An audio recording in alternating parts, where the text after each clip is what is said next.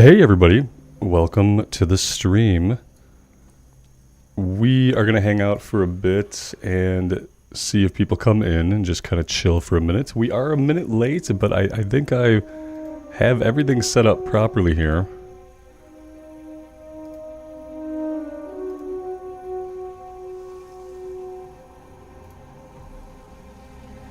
What's up, guys? Alright, looks like we are working. Sorry, I'm a little bit slow. So today was the first day that I streamed anything on YouTube, so I'm still trying to figure out how everything works, fits together, etc.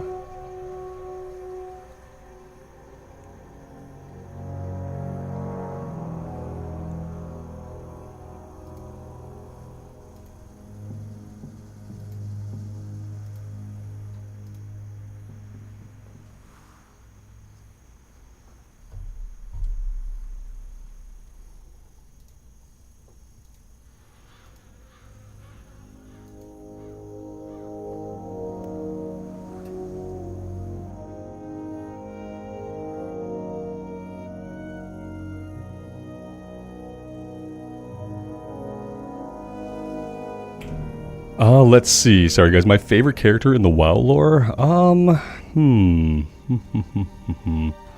I'd have to think about that one for a little bit. Nobody recently. Plans for today. The plans for today are we're going to go down to the south here. We are going to finish up the People's Militia. We started working on that last time. How are the sound settings, guys? Am I too loud? Am I too quiet? How is the music?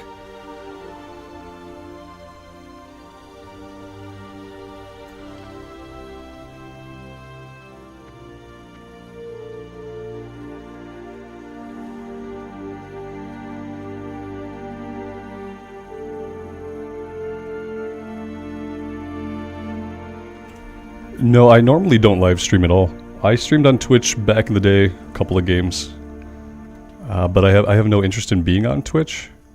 And since most of my content, all of my content lives on YouTube, it only makes sense for me to stream on YouTube if I'm going to stream.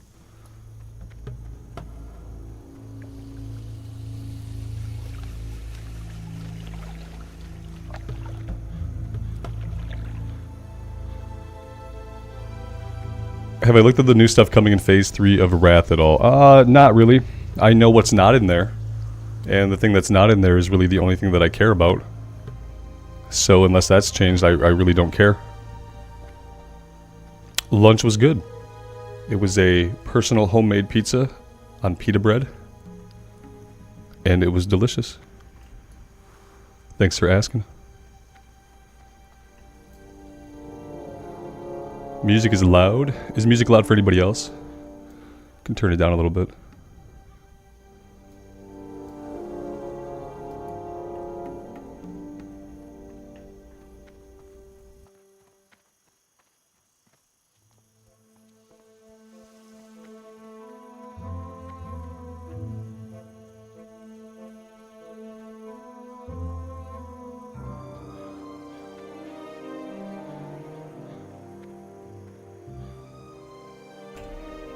No, I think I only played the 3 hours of 10.1. The story was not really resonating with me. The writing was good, the voice acting was top-notch, but the actual story being told, I just kind of bounced off of it.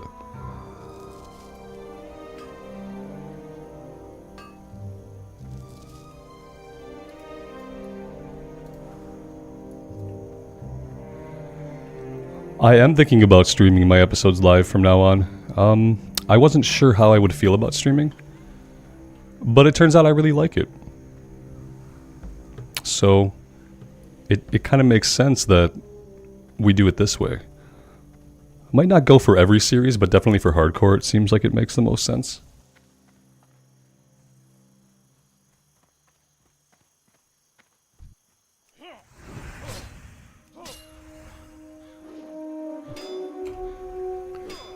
Oh man, I've said a lot about the WoW token. I don't think I have anything to say about the WoW token that probably hasn't been said more articulately by other people. So I'll try to keep it short. It messes up the economy, obviously. Anytime you add an artificial way to put gold into an economy, that causes what's called inflation. So over time what happens is the price of everything will go up. And so that's just bad from like an economic standpoint. Prices are going up. The people that don't choose to engage with the WoW token, they're going to find that prices creep up on the auction house regardless. And it's a source of inequality. There are people who can afford to spend their real life money on gold. There are people who can't. And it creates an atmosphere where the people who can throw away their real life money on gold can buy, you know, the best runs. They can bid the most on GDKP runs. They can get their BIS on the auction house, whatever. So I don't think that the WoW token is good for the overall health of the game. We don't need to get into why Blizzard thinks that they need to do it that way. That's a whole nother can of worms. My favorite dungeon, Shadowfang Keep. Just for the memories. Will they add random dungeon finder in phase 4? I mean, they have to. They have to. Yeah, they will. They'll add it at the very end when nobody cares about the game anymore.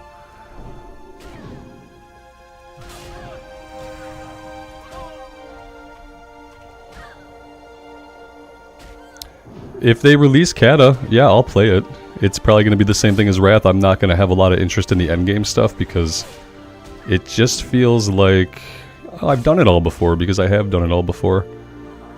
And without any new content coming to Classic, I don't really feel compelled to farm up gear or to farm up badges or anything like that. But I will play Cataclysm if it comes out, just like sometimes I play retail because it exists.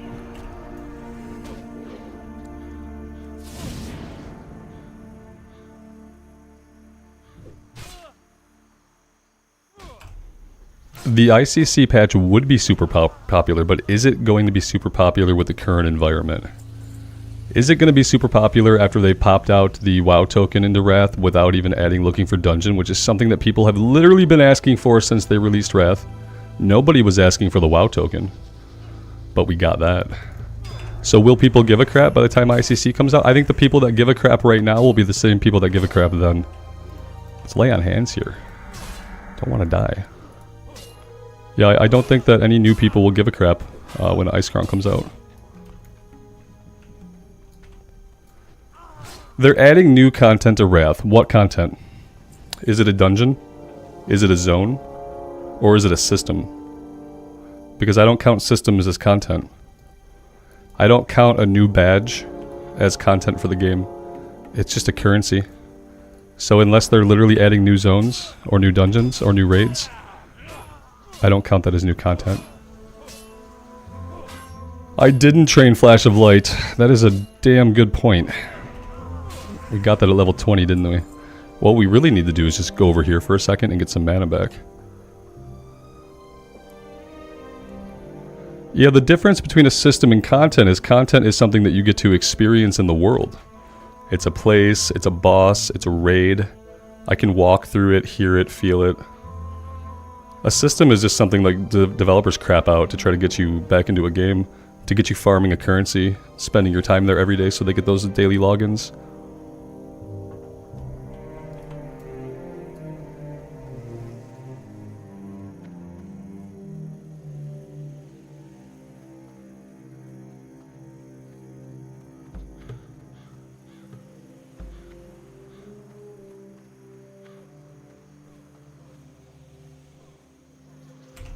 This does not seem like a pull that I want to mess with. We have a druid buddy up here. Level 18. Another day, another dead mage at level 15 in the wetlands. Look at that.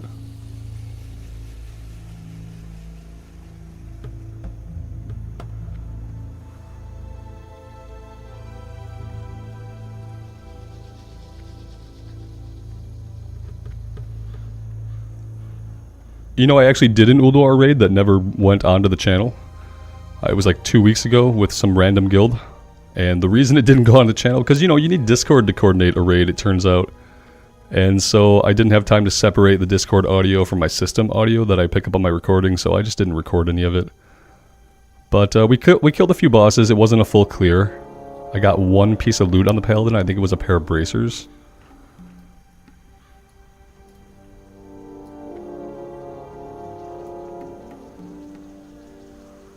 The next Pally quest takes us to exactly where we are now.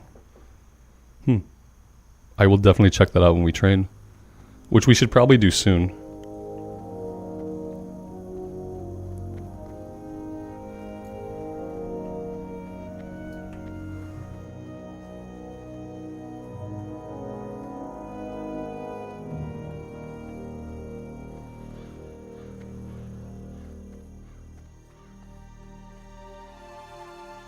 The Pally quest will get me killed. I don't want to die. The last pack is 5 mobs, level 17 to 18. G. Thomas, thank you. How does it feel to go live? It feels pretty natural, actually. I spent 8 years teaching classes in person, standing in front of people all day. So it feels, the idea of it feels natural, like physically and mechanically, glancing over at chat, looking at the game, all of that is going to be stuff that I have to get used to mechanically. But emotionally, it feels fine.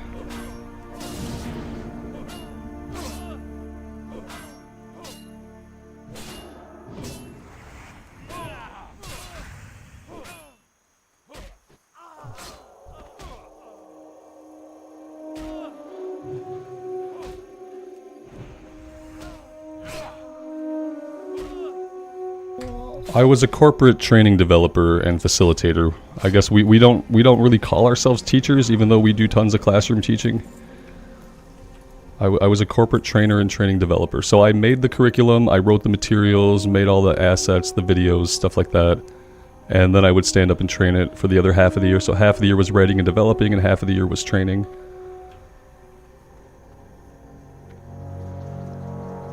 I am gonna go live every day from now on. Yep. As long as you guys are digging it. If people hate it and they're like, hey, dummy, stop going live, then I'll have to think about that feedback too.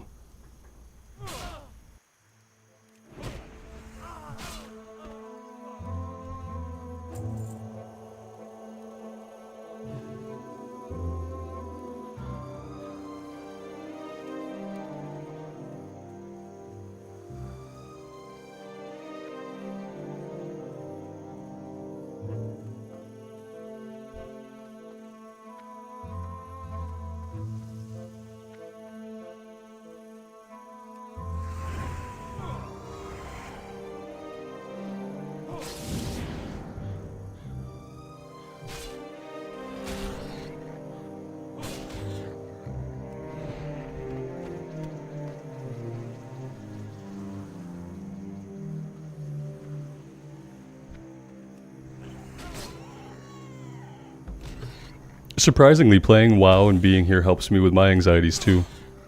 It's just a really comfortable place. And I really appreciate you guys being here and making it that comfortable place. It's been a really interesting few years for me.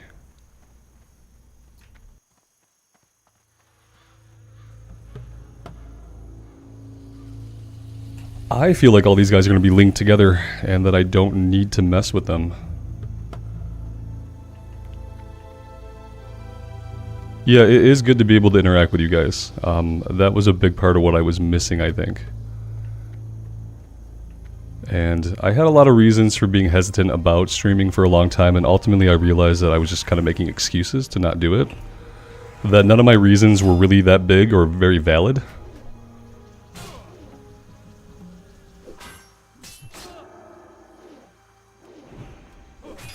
A lot of what it was is like sometimes I read comments and I have a reaction to them in text that I don't think people expect out of me in text. And so I wonder, you know, how am I going to respond to people when I can respond in the moment? Because I haven't had to worry about my in the moment responses for a few years now. And so that was one of my worries, is like, what am I going to say? What is going to come out of my mouth that I can never edit or take back?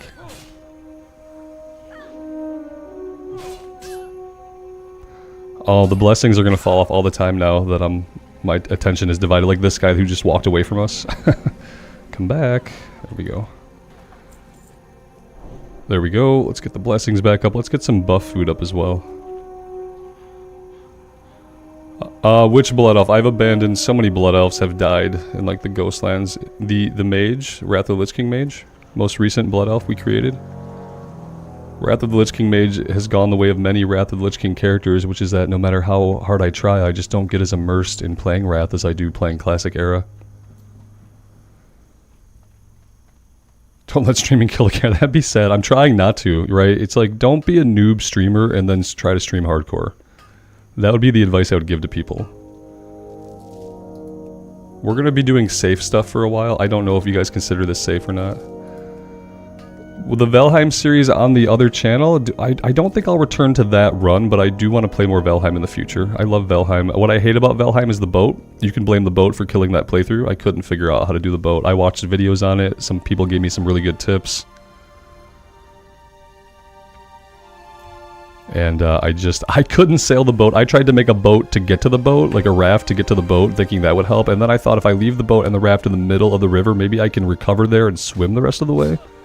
And the swimming, we just hadn't leveled our swimming up yet. So next time I do a Valheim playthrough, we're just going to be an uber swimmer right from the start. I'm going to start swimming. I'm not going to use boats at all. It's going to be a boat-free run. Because in my opinion, they ruined the game for me by putting realistic sailing into it. I want my boat to function like the Witcher 3 boat. I do want to go into Duskwood. But, you know, we got to be a little bit beefier before we tackle that. We gotta do some more stuff in Redridge first. Everything in Valheim I figured out, I think, except for the boat. And there were other frustrating things. I remember trying to kill the trolls before I knew that they were weak to piercing and we could use arrows and spears and stuff. The trolls were frustrating, but we got through that.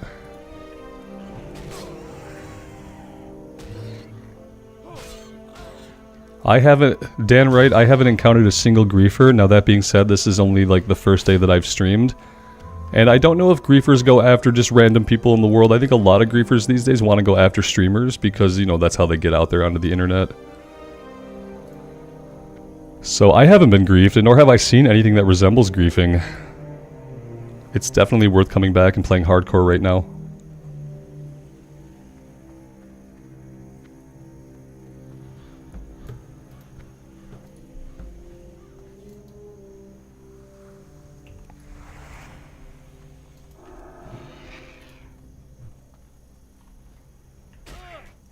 They haven't come after me, and I don't expect people to give a crap about me, and I'm happy with that. No one's come after me.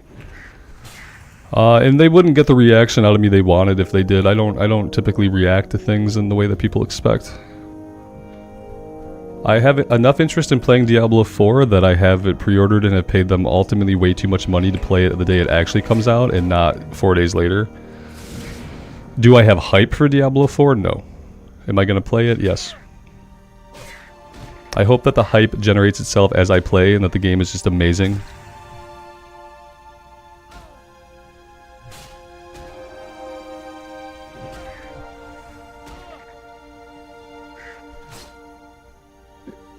Yeah, if we're talking about Wrath of the Lich King characters, I don't have a lot of plans to play lots of Wrath right now. And if I do play Wrath right now, I'm probably going to be trying to get the Shaman to level. But when I think about what my goals are at endgame, I don't have any.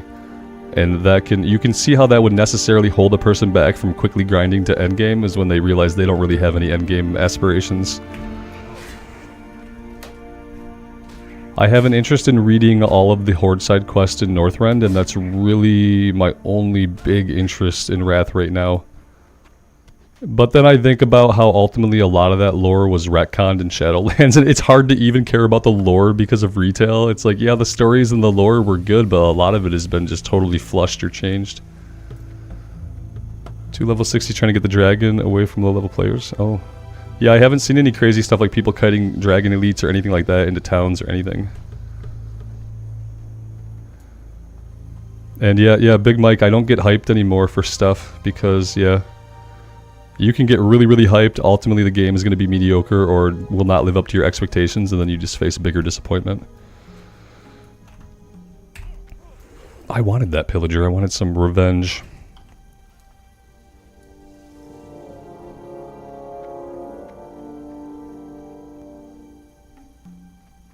Marty, thank you for being here, man. I appreciate it.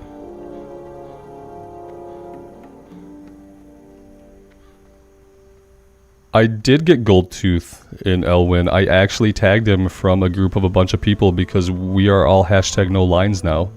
So there were no lines, but I managed to get him on a judgment. I was actually really surprised.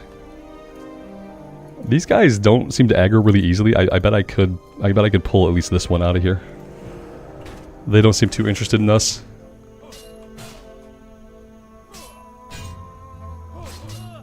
I tried to play a DK when they first released them, thinking I'd really get into it because I love melee and I love plate and I love big weapons.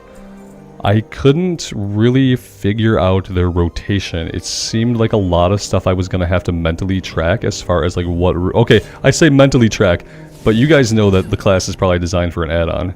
So yeah, I was thinking about how am I going to track what runes are up and all this other stuff, and it just seemed like maybe I'm not smart enough to play a DK. I think that's what it is.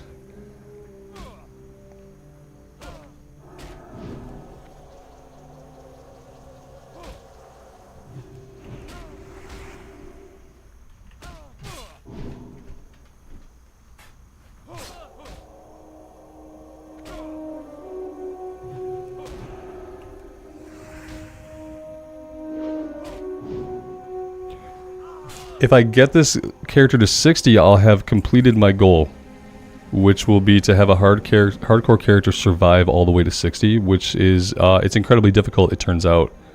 And so that in itself, the journey in itself becomes the goal, where like the destination I don't care about. Would I do some endgame raiding? Maybe I would. You know, the character is still going to die in the raid. If he dies, he still gets deleted, I'm pretty sure. I'm pretty sure the guys who play raids at endgame and hardcore, they do them as hardcore raids. So I don't know if I would risk the biscuit for a little bit of gear. But it would be interesting. By the hardest content I've ever done, do you mean like raiding or Mythic Plus? I haven't done any super hard content. We used to raid heroics. The last time I was a raider would have been the first phase of Battle for Azeroth, when I was playing a Beast Mastery Hunter, which was not hard to play. And I was around for the first tier of raiding. We did heroic raiding. We didn't even do Mythic, so I guess that would be the hardest if you're talking about instance group content. Whereas in reality, the hardest content I played has been right here in hardcore, trying to keep a character alive. This has been the hardest content. Survive, never getting killed, it turns out, is really hard to do.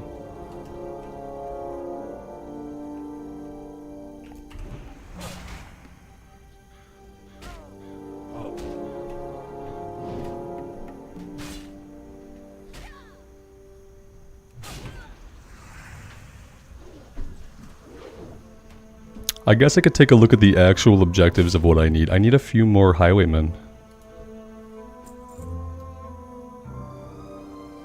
Dan, have a great day, man. Take care.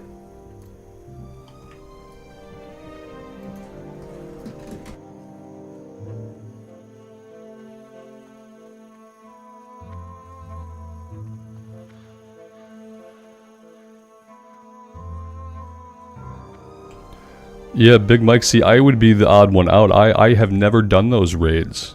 So I would have to really just watch a bunch of videos and hope for the best.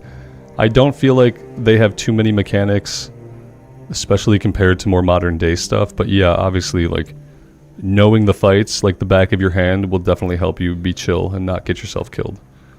And I would need to do a lot of learning, which is why I probably wouldn't engage with that content right now. Also, you know, I don't know if anybody would want me around not knowing the raids like the back of my hand. It seems like kind of a prerequisite. Even if I were to watch some videos, you know, there's still a chance I'm going to screw something up.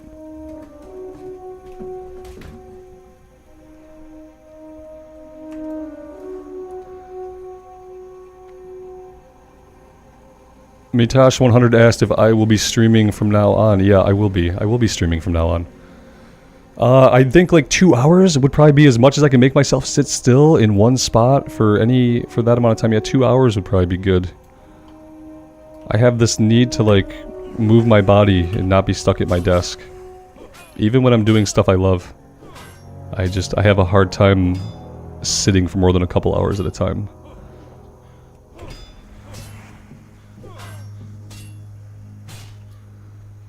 "29 hours till Diablo release." Ooh.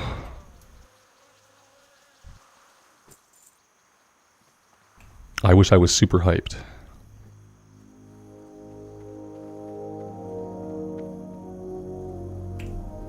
ESO is going to be continuing. It's going to be continuing. Obviously, I'm not going to stream that one. That's going to stay just a series that I put up. I really enjoy ESO, just for the stories. The side stories are like the best stories so far. The main story has been okay for the zone that I'm in. But I do plan for that playlist to continue. But when I'm really into something, I tend to focus on it, and right now I've been really into this character. Yeah, the early access for Diablo, which you had to pay an extra $20 to get. Yeah. I paid them. I paid my due. And now I will be obligated to log in as soon as the servers are open, only to have the servers crash.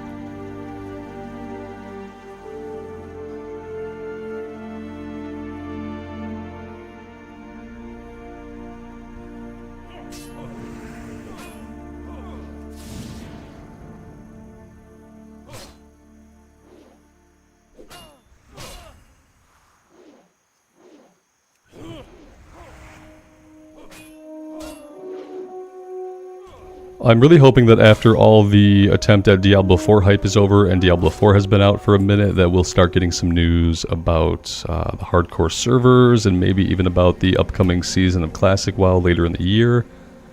I'm assuming they're letting their hype cycle run itself out before they announce any more news.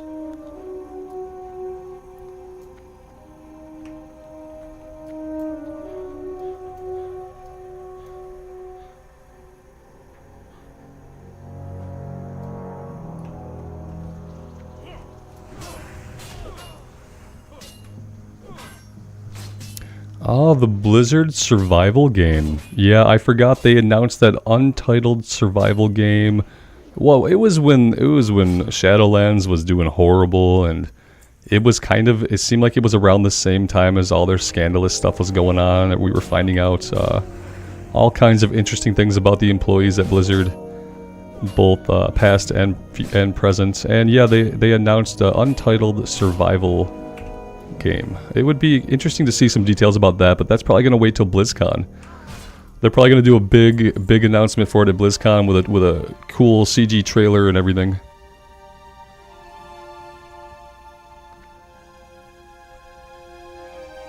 And yeah, if it's anything like Fortnite, I won't be touching it. So I hope that's not what they mean. When they say survival, open world crafting, I hope they're not thinking about Fortnite. I don't know how you would necessarily speed run World of Warcraft. Even if you were trying to speed run vanilla, it would probably still take you over 100 hours. And that's not very speedy.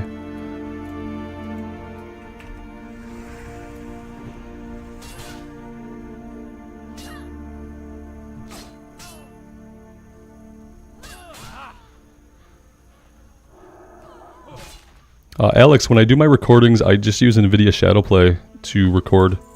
And then I use a software called Shotcut, which is a free editing software, to publish the final video and make any edits that I need to make.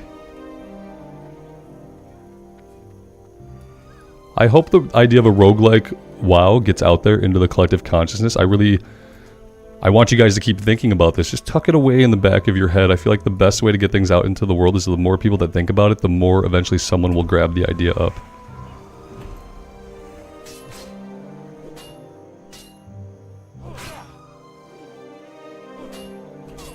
To be honest, I look at the guild tab so little that I don't even know what hardcore guild I'm in. Just that when they invited me, there was hardcore in the title. And so I took it.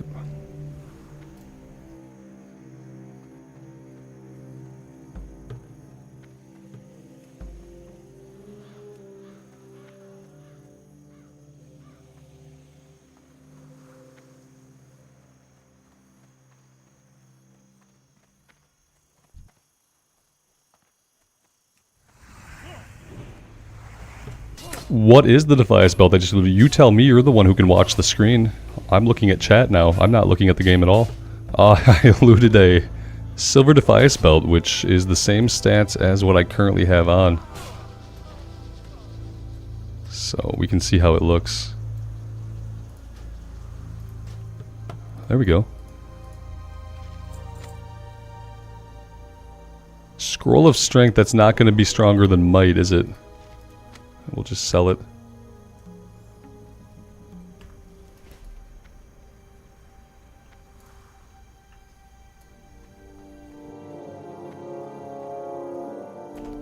Hey, we actually completed a quest, if you can believe that.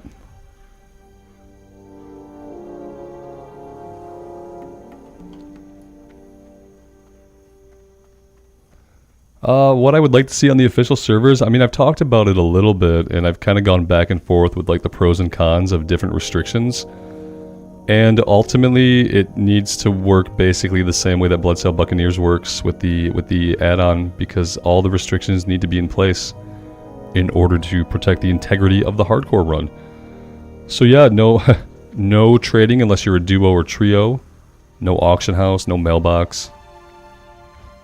Solo self-found. I would like to see them do something for like elite villages that allows you to treat those places the same as you would a dungeon, where you can group up with other hardcore players and just tackle things like Pyrewood Village. There's the Orc area, not the Orc area. In Loch Modan, there are the ogres to the northeast of the zone. We could do stuff like that. I would like to see something done so that we can tackle some of that elite world content without having to be like 10 levels over it and do it solo.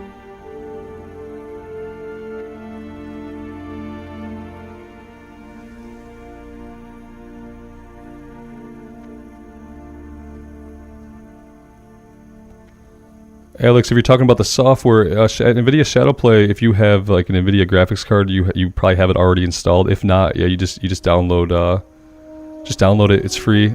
Shotcut is the software that I use to edit, and that's also a free software that you can just download and use.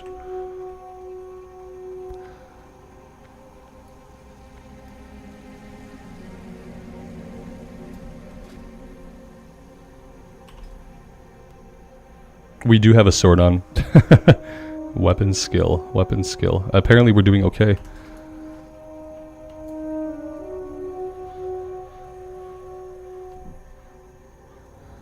I use OBS. Well, I'm using OBS right now. OBS does work for just recording too. I've used it to record in the past. But it's a little bit easier to just configure Shadowplay if you're just doing simple recordings and you're not streaming. Need help? If you're going to stream and record, then yeah, you probably want to use OBS. Also free. Let's see, two-handed sword, 2.9 DPS, 26 to 39 is not better than what we have. We'll take it anyway. Go with honor, friend. It probably looks cool. It looks almost exactly like what we have. Okay.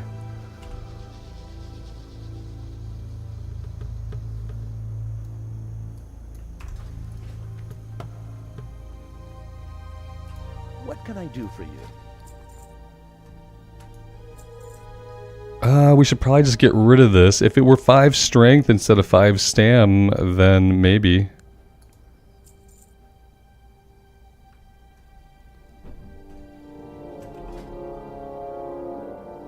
You know, I never really paid attention to the speed on two-handers before, but yeah, there is a speed difference here, isn't there? 3.10 on the current one. 2.9. It's not a huge difference, but it is a difference. And I had never really looked at the speed on a two-hander, or really thought much about it.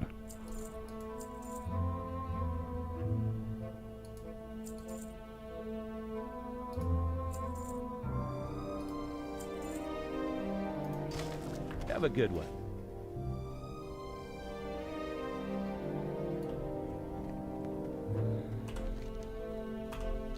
Okay, so now I kind of need to think about what we're going to do next. I'm not going to do the Murloc stuff. Maybe Redridge? I guess we are probably going back to Redridge now.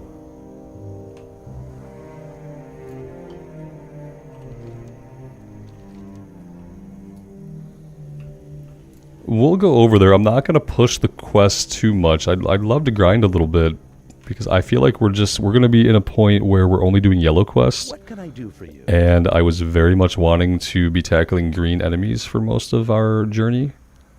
See you around. Full disclosure, and something that might never go onto the channel because of the weird day we've had. I went to Darkshore this morning on this character, and I was going to quest there for a little bit, and I thought we were going to get to a point where we'd be able to get some good XP out of it, but I spent so much time doing Grey Quest trying to get caught up that I decided to abandon Darkshore. And it would be really good, I decided, if we were like level 16 or 17 when we went there. it would have been the ideal time to get a bunch of XP in Darkshore, but going there at level 19 was just a bad idea. And I did that this morning before our stream test, before we started down the path that got us to where we are now.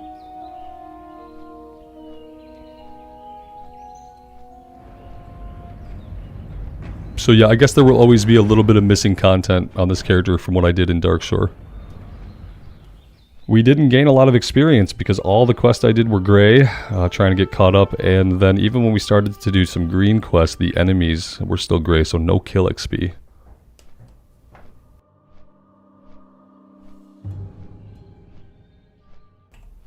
Adrian, have a nice day, my man. Take care.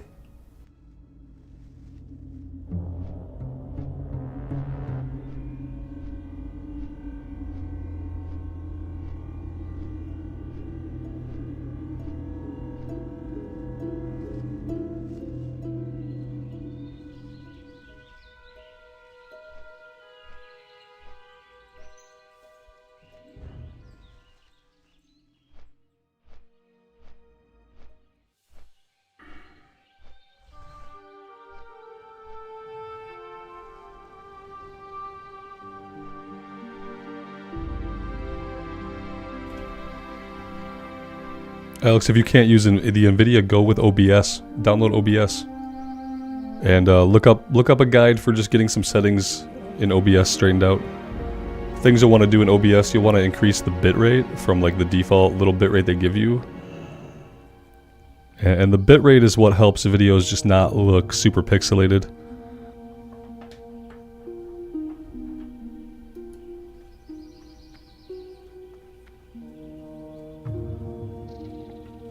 Nash, thanks for being here, man. I appreciate it.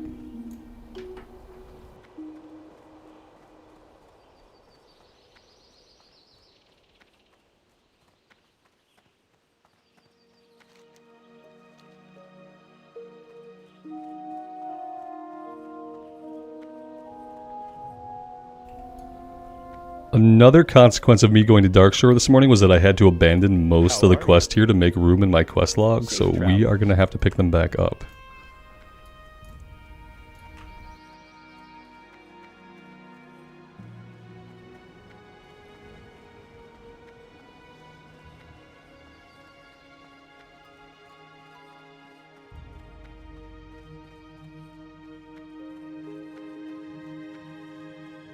Hey there. See you later. Light be with you. And now we get to tell the magistrate that not only will Stormwind not help him, but Westfall is not going to be able to help him either. Light bless you. And eventually we will go to Duskwood and we will get the same exact response. Everybody's got their own problems.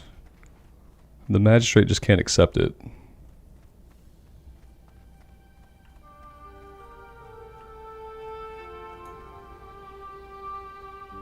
Bracers on the road to Redridge. Like down here on the road, close to Elwyn.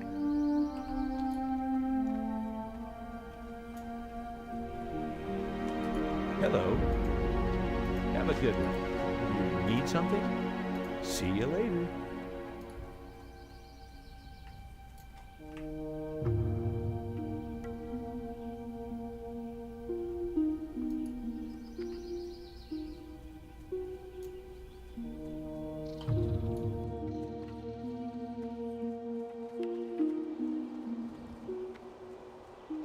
Wow, he travels between Redridge and Goldshire. That's quite a path he has. We do have to visit Goldshire, I think. I don't know if we still have the quest or not. Farewell. It was like a little breadcrumb that took us to Goldshire. Yeah, we do have it. So we have to do that anyway at some point.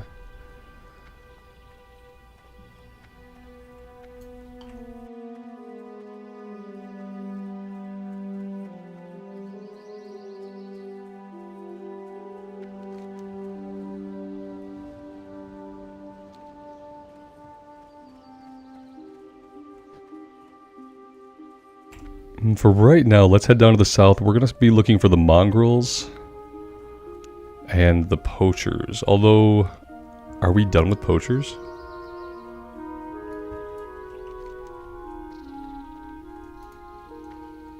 we are done with poachers. Okay.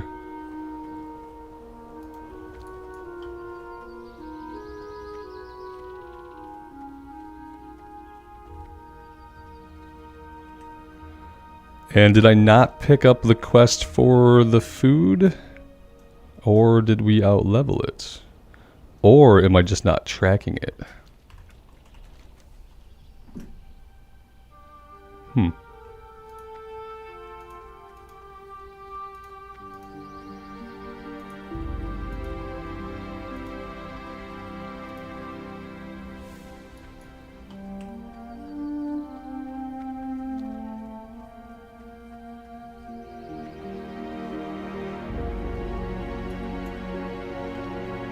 Alex, man, I don't know. That's like a personal thing. You have to decide if you have time for this. So, you know, I don't have what you would call a full-time job. So I have a lot of free time. I'm very lucky in my life for my life to be how it is.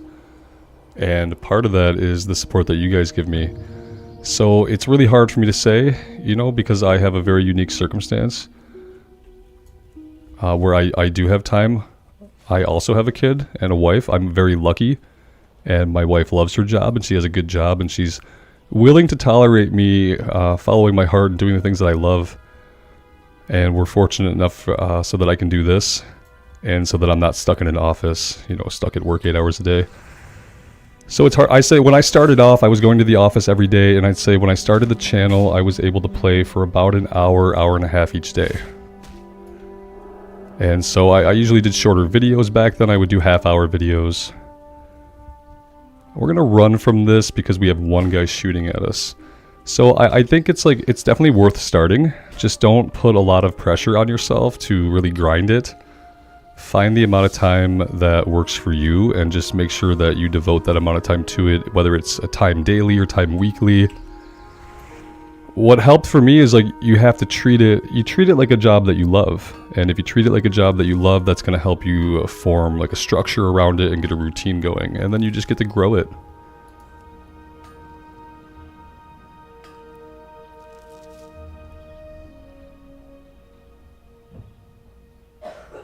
My title, what's wrong with the title? Did I misclick the title? Need more information.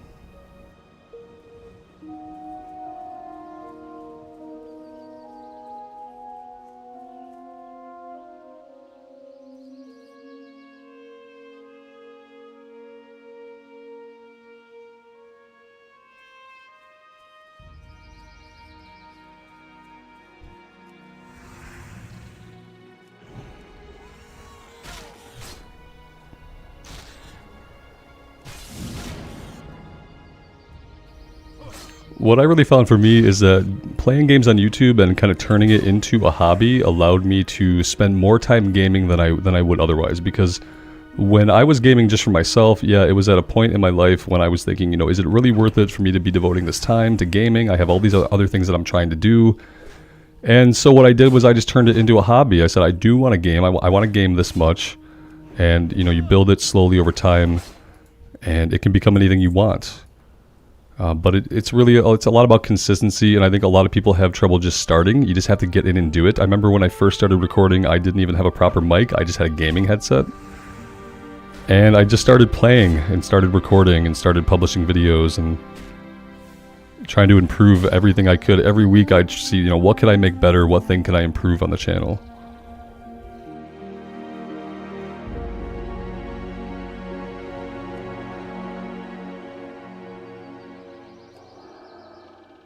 Well, we're not Westfall questing. I will get it changed if I can.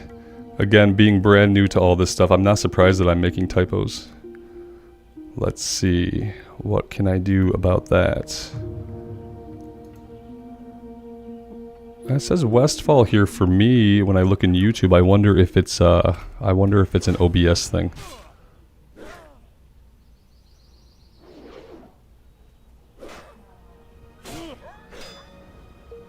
Nobody will read the title that far anyway. It's fine.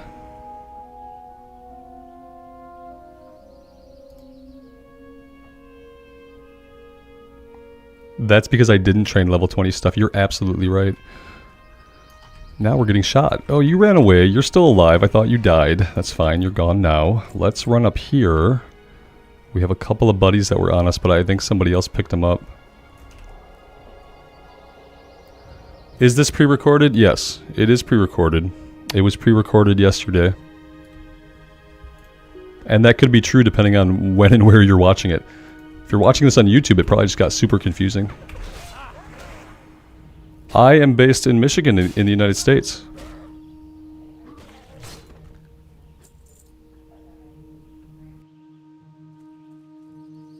Doesn't YouTube put like a little live marker on it when I'm live? Doesn't it tell you, or does it look like any other episode?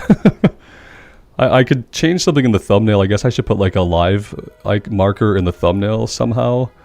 Just changing it a little bit to indicate. I thought that YouTube would make it pretty obvious, but it probably doesn't. It's probably like a little red dot with the word live that you barely notice.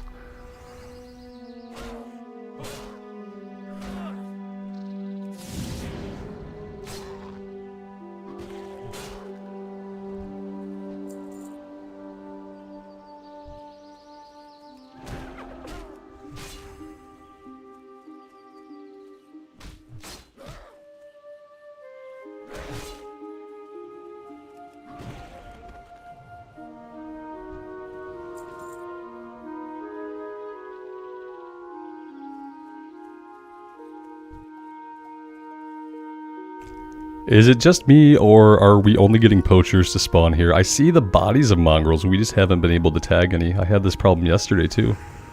I don't mind grinding on the poachers, it's fine, but I would think that just by sheer randomness we would have killed at least one more mongrel by now.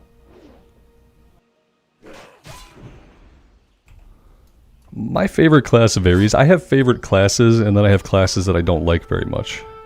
My favorite classes are probably the warrior, the rogue, the mage, the paladin. Classes that I don't really like very much, you know, I did end up loving the druid, although I hated the first 10 levels. I haven't played enough warlock in hardcore or in vanilla era to really judge. Typically I like most classes. I even grew to love the druid even though it was such a hard start for me.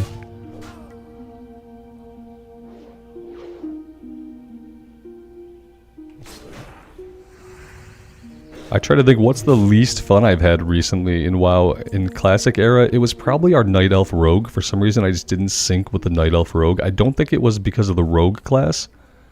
I think it was because of the Night Elf area. I don't like the questing there. I don't know what it is about it.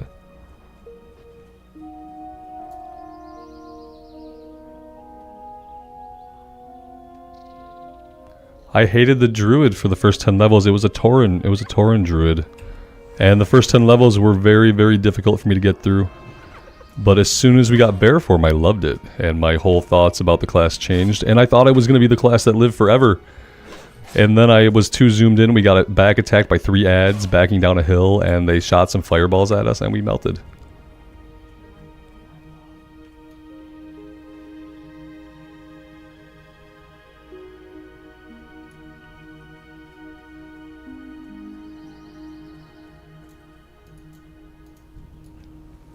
I mean, I guess you could just voice over a video that you've previously... I don't really know how that would work, but no, that's not what's happening here.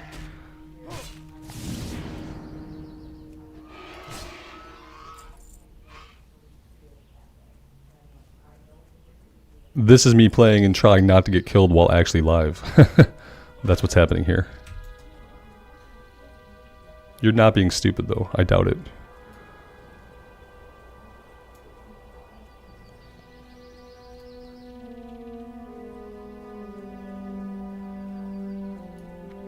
And so, like, even when I record series, I don't do the voiceover afters. I do all the narration as we go. I know that I guess some people do like record the video and then maybe they do narration over the top of it, but I've never done that. Except sometimes in the past I've done like scripted videos where it's like a topic video.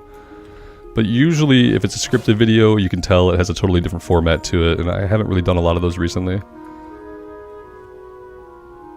By pre-recorded, I would just mean that I recorded it and put it on YouTube. That's what I would take pre-recorded to mean. Is this pre-recorded? I would think, you know, is this just a YouTube video that's not live?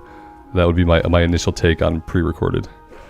Which would just be the same as recorded, so I guess the pre is not necessary in that case. But now we're going down like a semantics rabbit hole.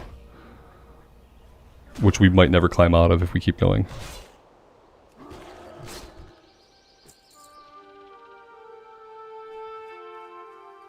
Well, we've killed a second mongrel somewhere. This guy's got, what, 2 mongrels on him? Seems a little greedy. Questy tells us there are 4 possible enemies that might spawn in. Oh, this place is just as farmed out in the afternoon as it was last night.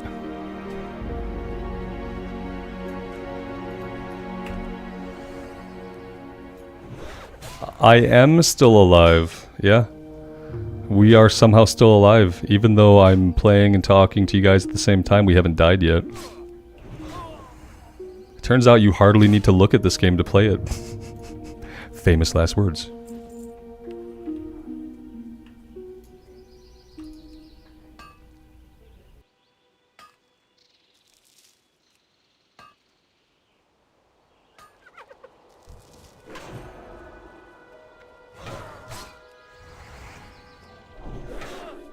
I feel like there's no way I've had Blessing of Strength up at all until now.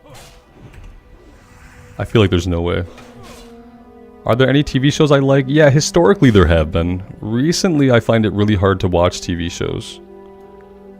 Oh, am I live? I am live and alive. And I can read, I swear. Most of the time. Yeah, I don't really care for TV shows right now. I have trouble with the way that TV shows are written. The thing about TV shows is they have to survive season to season, and the writers and creators never know for sure how many seasons they're going to get. And when you don't know how long of a story you're going to tell, you don't know what story you're going to tell. And watching a bunch of creators improv a story across multiple years is very, very unsatisfying, because plot threads get dropped, characters get written off for real-world political social reasons. All kinds of shit happens that is outside of the scope of creating an actual intelligible story with characters that progress and have build up and whatnot. So I try to get my stories from books, because when an author writes a book, they just write the damn book. They come up with the story, they plan it all out, they know how many books it's going to take, they work with the publisher, and they just write the story. And it's not a bunch of guys in a room trying to figure out how they're going to write through the loss of this cast member or this cast member, you know? And I just, you know, Walking Dead was the last series that I followed. I only got that until they wrote Rick off for a while. And I was like, okay, I can be done with TV for now. Every once in a while I delve back in for something. Most recently I watched the new Game of Thrones season. It was okay.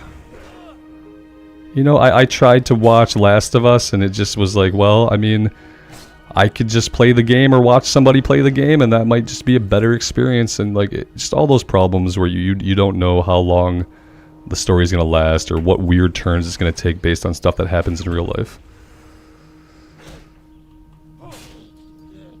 You were an extra in Game of Thrones House of Dragons? You were one of the King's White Guards? That's amazing. Did you like wear your own armor and stuff, or did they supply you with gear that you couldn't keep? I'd be hard pressed to like give them armor back if they gave me an awesome set of armor to wear on set.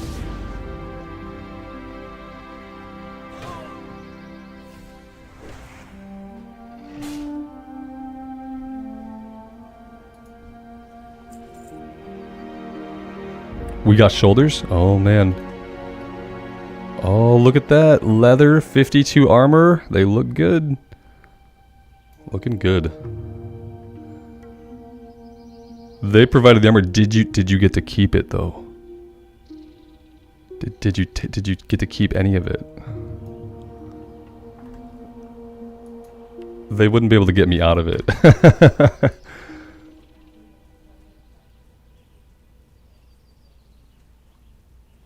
Man, that's a shame. I guess you'd probably take pictures in it and like you just get to remember it. But man, oh, I'd have to plead with them. Is there any way you could like sell it to me? Can I just please leave here with this custom armor? Probably just end up living in it, which was illegal. Oh damn, they don't even want you taking photos. Yeah, I can see that they wouldn't want you like putting it up on Facebook and stuff. But I mean, come on, you can't make somebody an amazing set of armor that's like tailored to them and then say, A, you can't keep this, B, you can't take any pictures in it, C, no one's ever gonna believe this happened to you. Seems kind of rude of them.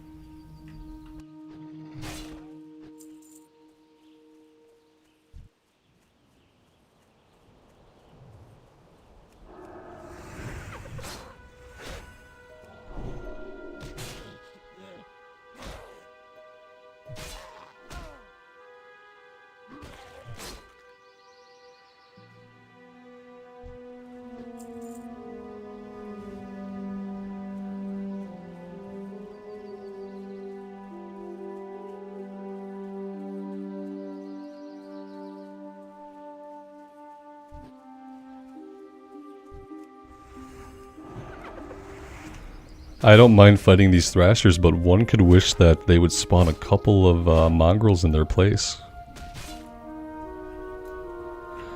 Well, this whole camp is back. Let's see. Poacher, mongrel.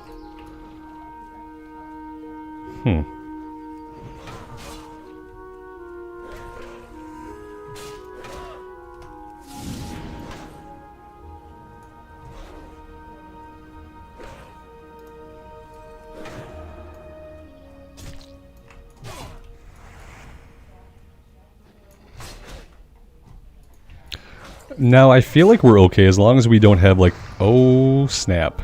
Famous last words. We feel like we're okay.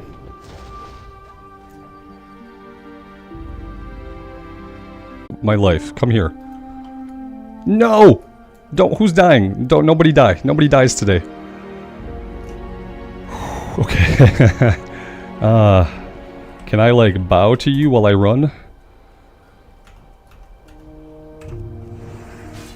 That was a little bit too close, huh?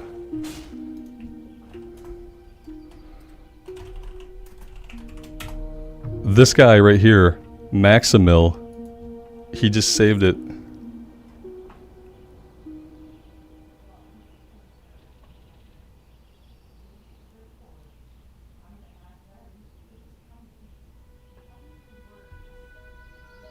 What motivated me to start the YouTube channel? I kind of talked about it a little bit earlier. I wanted to play video games. I wanted to play more video games than I was playing. And I really had trouble justifying the time just for, you know, myself to sit there and play. So I thought, you know, maybe I could go on YouTube, try to make a hobby out of it. And that was kind of what drove me to do it. It was just trying to, like, justify to myself a way to play more games and just continue to be a 12-year-old.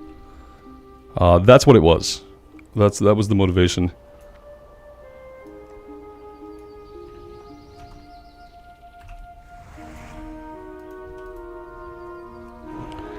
These dragon whelps are the deadly things out here because these dragon whelps shoot fireballs, and fireballs are deadly to everybody at every level. No matter what level you are or what kind of class you are, you're gonna get pelted by fireballs. The best skill that you can have is knowing when to run away. Yeah, we did not run away soon enough during that pull, and we got really, really lucky.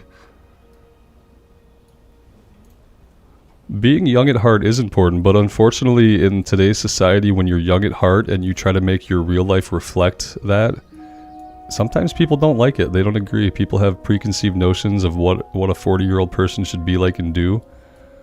And when people ask me what I do and I tell them that I play games on the internet, they just kind of blink at me. What they hear is that I'm unemployed scum. That's what it feels like sometimes. When I'm like meeting my kids' friends' parents and stuff, and it's like, what do you do? What do you do? Oh, I play video games. Sometimes I walk dogs and shoot basketball in the yard. This won't be the last hardcore run, but it will probably be the last class we try to run on the Bloodsail Buccaneers server. Jazz, yeah, we do live in a society, man, and that sucks sometimes. You get to live in a society and you don't get to determine the values of that society, you just get to exist within its framework. And like, existing within its framework, you don't have to bend to its framework, but you do have to put up with shit sometimes.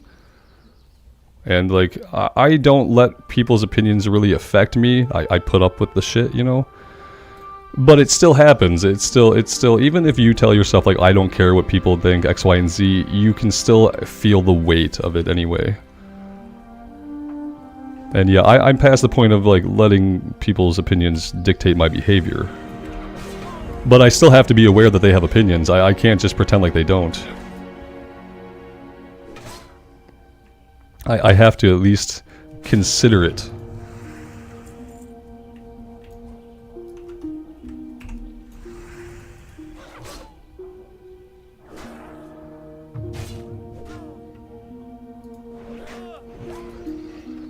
Alright, we got 6 mongrels somehow. That's pretty good.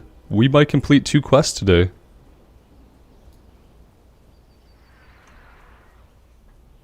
I do have a tendency to get too preachy. It's one of the worries I had about streaming. Like, what kind of rants would I go off on if prompted?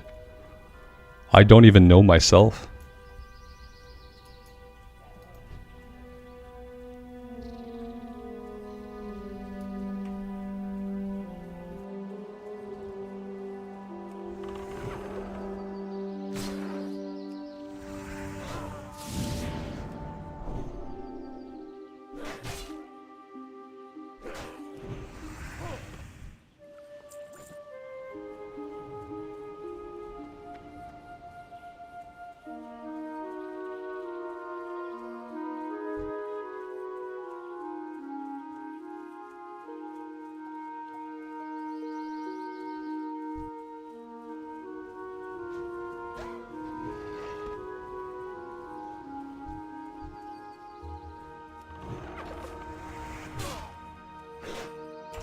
A part of me feels kind of bad because I know that other people here probably need these poachers and we really don't. At the same time, I'm not willing to stop killing stuff and lose out on the kill experience. Maybe we can tag this mongrel, that'd be really great.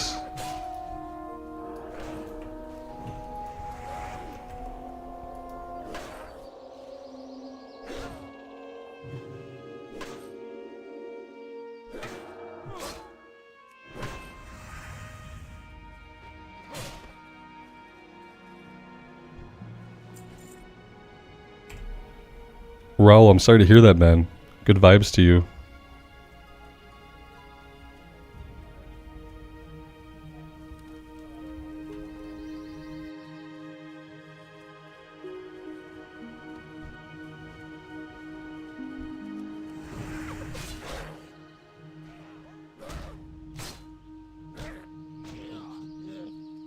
Yeah, everyone will always have an opinion. And everyone's entitled to have an opinion. You're just not entitled to have your opinion be correct or be factual. And yeah, I let people have their opinions. And it doesn't bother me. It's just nice. It's good to be aware of what people's opinions are. That way their behavior makes sense to you. If you live your life kind of in a bubble where you're just not, you don't know why people act the way they do or treat you the way they do or respond to you the way they do. If you can't really live like that, you got to be at least a little bit aware of people's opinions and because it's what motivates their behavior. So it's not something you can just completely ignore, unfortunately.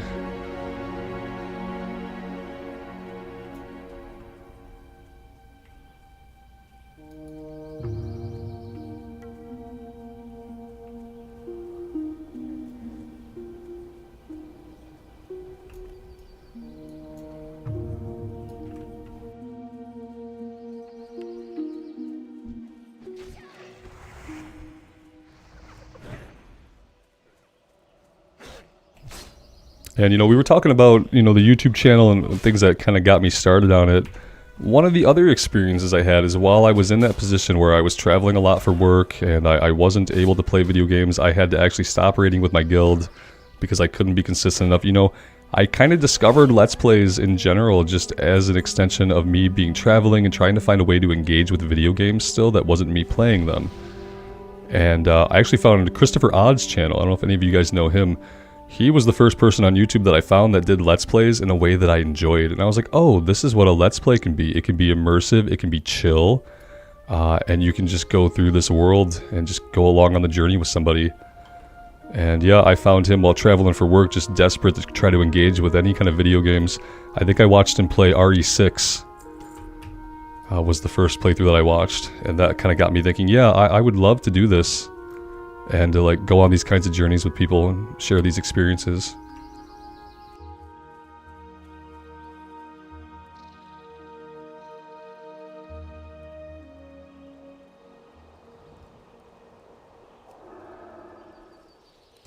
Stan, you've been here since the priest playthrough, since Athos? Yeah, man, that was a long time ago. Thank you so much for being around, man. I appreciate that. Yeah, our vanilla priest playthrough. He is still on the Westfall server, sitting in Outland.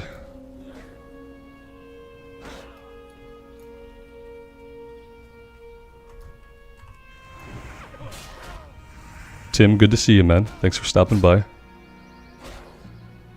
Christopher Odd used to do different stuff. His channel is so different now. Christopher Odd's channel now is it's a lot of tactical indie games, which is really cool. That's working out really well for him. But I don't feel like he has as much fun with the story-driven third-person, first-person horror story games anymore. I feel like he really does love the roguelike games, the tactical turn-based stuff. But yeah, he's got a lot of good stuff going on over there.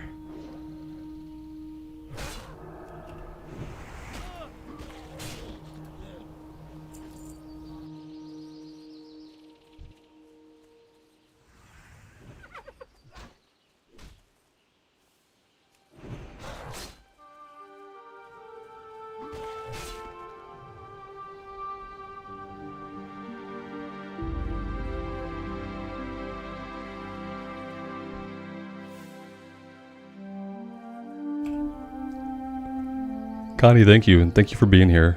I appreciate it.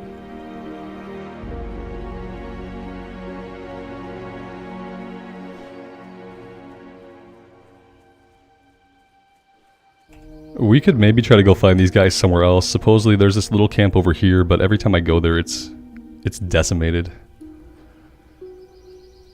We need just a few more mongrels. The game wants to spawn lots of poachers at us right now.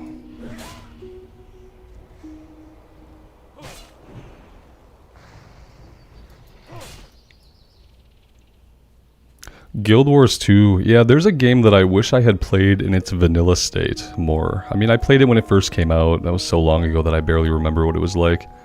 When I went back and played Guild Wars 2 recently, it just felt like the leveling experience, fighting stuff while leveling is just so easy. There didn't seem to be a lot of thought into it, and people kept telling me, oh, the game changes completely at level 80. I don't want my game to change completely at level 80. It turns out I just want the game to kind of be consistently the whole way through what it is. I want it to be itself the whole way through. It's like I already have like retail WoW where like the game is like, oh, it's a different game at 80. That was kind of what put me off about Guild Wars 2, is that the leveling experience seemed fun but way too easy. And everyone kept telling me how drastically combat and everything was going to change. And I was like, that doesn't seem good either. Because then I'm building all this useless muscle memory, and it's going to have to all completely change, you're telling me. And it's just that kind of thing that like retail WoW suffers from. Is like the game has been out for so long, and the people who have played it, and they know the changes that have happened. But if you're a player coming into the game, like you don't know about these changes, so you're playing the game as it is, you're going to hit a threshold, whether it's a level or whether it's expansion content, where suddenly everything's going to change. It just is a really jarring experience. I'm not getting involved in this little train that's happening here. I don't feel like that would be good. We'll just stay back here and safely fight Thrashers. Yeah, easy leveling. That is what a lot of modern MMOs are about now. And for me, MMOs were always about the journey. And I feel like Guild Wars 2 was that way when it first came out. I feel like leveling was probably a big part of the game. It was probably a bit of a challenge to level. Like there were probably parts of it that were challenging, and it's not like that anymore.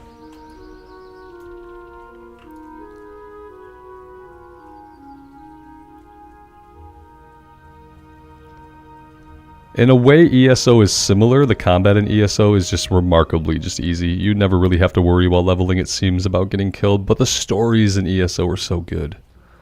The writing is good. The voice acting is top-notch. There's so much about like the presentation of the stories that just pulls me back. And the stories in Guild Wars 2 were not bad, but it was like MMO storytelling, so... If that had been paired with like really tough-as-nails combat from the beginning, it probably would have been really, really engaging. Is he still around? Is Maximilian still around? Yeah, I tried to say thank you to him and I bowed to him and stuff, but I should probably give him something tangible if he's still around. You know, it's a 5-minute buff, but it could help.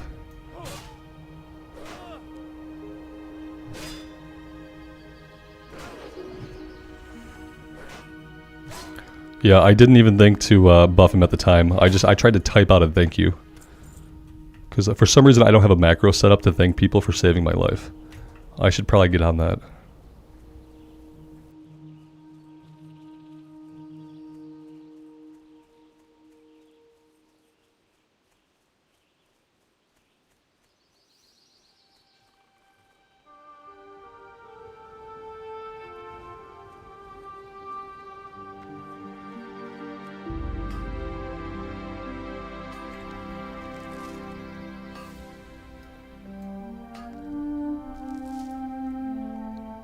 You know, ESO is kind of the same way. I feel like when it first came out, the combat was a little bit more challenging, obviously, and then, you know, numbers and scaling probably changed over time.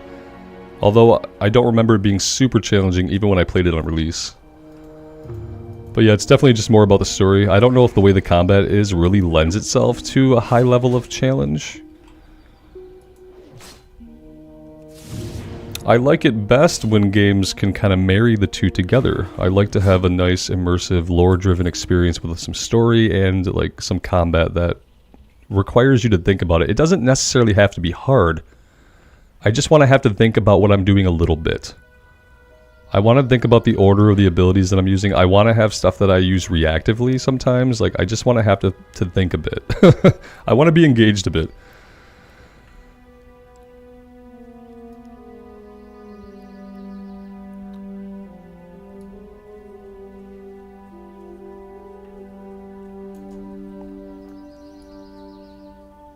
I've played Elden Ring. Not a lot of success, but I have played it. And that is a game where the combat is actually just really, really, really challenging. Even you know, no matter how you approach it. Some people say you can be a caster and it's a little bit easier. It is a little bit easier. You still have to have good dodge reflexes and you have to be able to learn the boss moves and mechanics. I would love to get into some Elden Ring, but I kind of missed the boat on it. At the time, I didn't have a rig that could run it how I wanted. My old PC, it was dated. Some of the parts were new, a lot of the parts were old, and Elden Ring came out, I was still on that rig, and I didn't get it replaced until a little bit later. So I just kind of missed the boat on Elden Ring.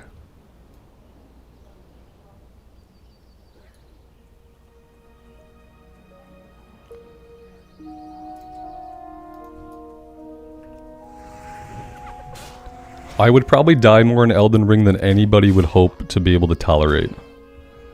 That's my only worry about games like that, is like I have zero muscle memory for using a controller in that fashion, dodging, rolling. I don't have like the reflexes built up for any of that.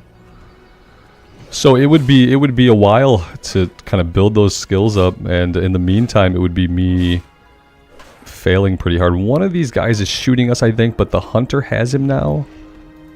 Yeah, the hunter has him. Somebody else is on this guy. Okay, we're clear.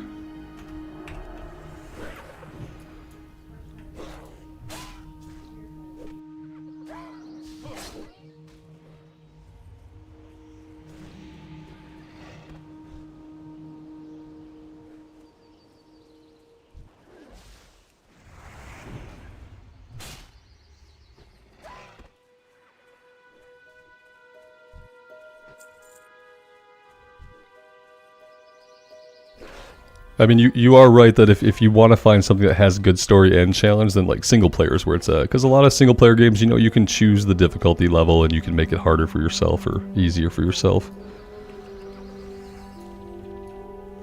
I can never get into single player games as much as I can get into MMOs. I don't really know why. I used to be exclusively a single player gamer back in the day.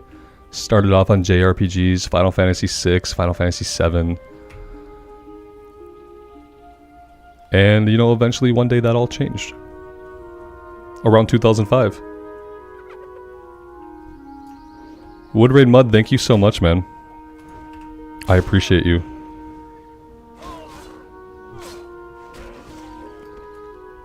That's super thoughtful of you.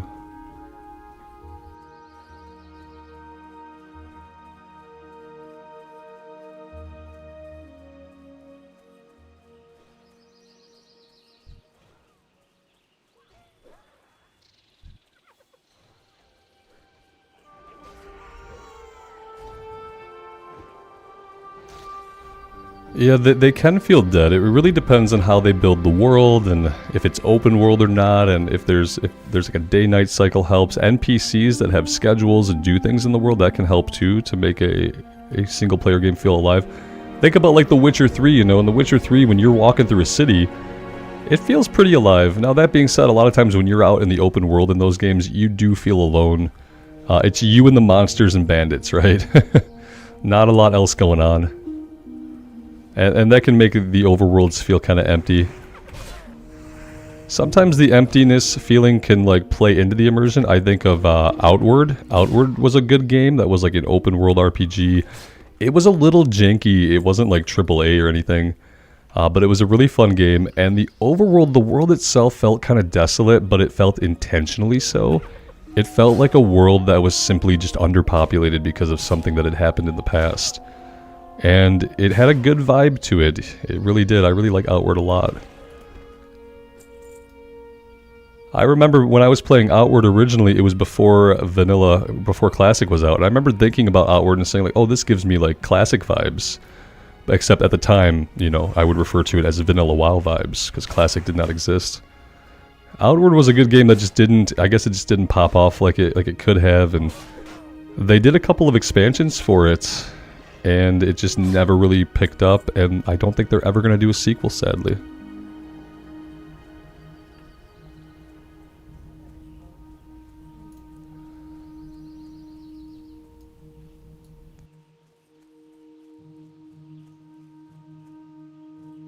Now that's a good point there that, you know, when streaming you can feel differently. Obviously you're streaming for an audience, you're all hanging out together, so the single player game is not going to feel as empty, but the world is going to feel empty though, right? When you're walking around the world, you're not seeing other players and stuff.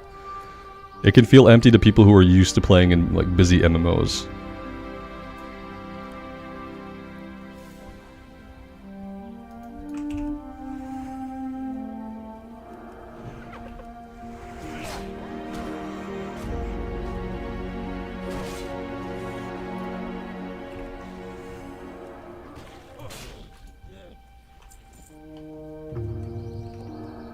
I'm kind of hoping that after we finish this quest, subsequent quest won't be as hard to tag the enemies that we need.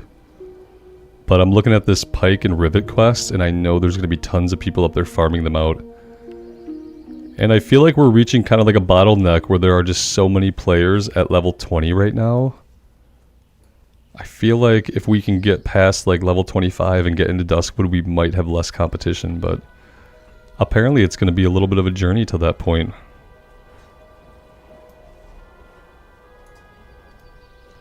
Maybe we stand still for a minute and just really focus on finding mongrels, because they're popping up, we're just not grabbing them.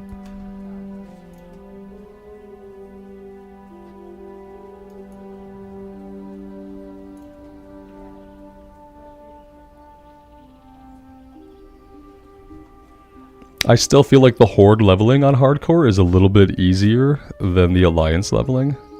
I don't feel like you run into as many dangerous mobs in dangerous areas early on the Horde side. Having access to a low-level dungeon's fun, like Ragefire Chasm at level 15 is great. You don't get anything like that on the Alliance side.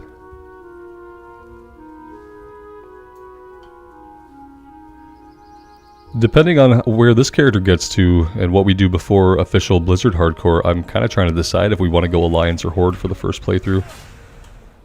Horde leveling seems easier. What leveling do I like more? I kind of like the Alliance stuff. I was a Horde player forever. And because my friends and my guild were Horde side, all I really ever got to play before Classic was Horde side. So a part of me just still enjoys being able to play Alliance side.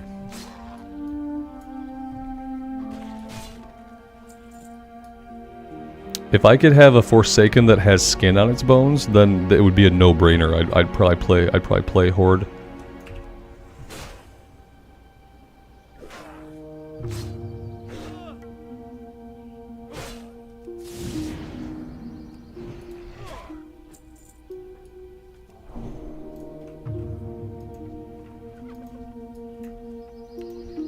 Well, I would have liked to tag one of those, but they got tagged up pretty quick. There's a chest back here, but I feel like there's only going to be junk in it. Are we ninjing this chest? Probably, but not if it's empty, does it matter? You are in combat. Somebody got us in combat. I didn't know we couldn't interact with chests while we were in combat. I thought it would just interrupt us if we got hit.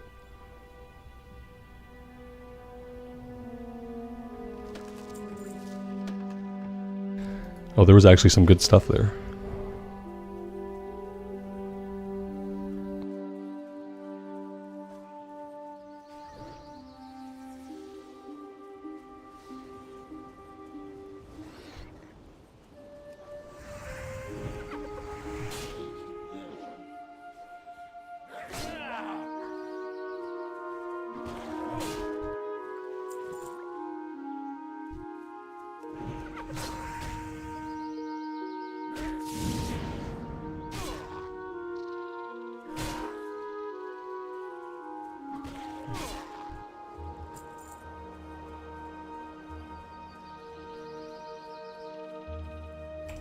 I realize that I have no idea how long we've been going.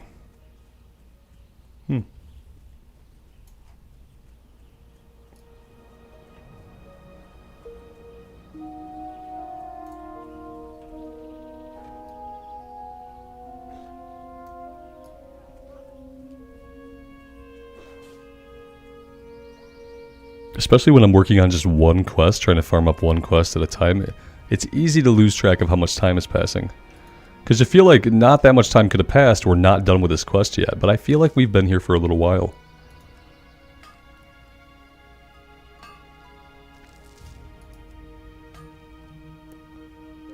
Alex, today is the first time I've been live on YouTube. I did a little test earlier and a bunch of people popped in and it seemed to work out. And I didn't have any catastrophic issues with the stream, either like technologically or personally, socially, or emotionally.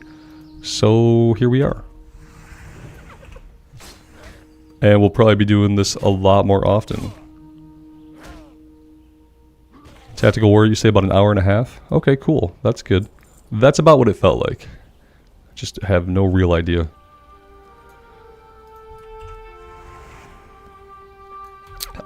Yeah, I don't want both of these. Let's pull back here.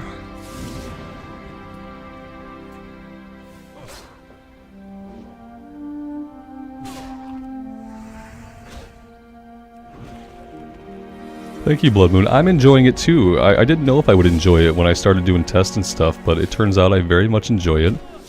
It's super cool to be able to be live with you guys and interact and have chats.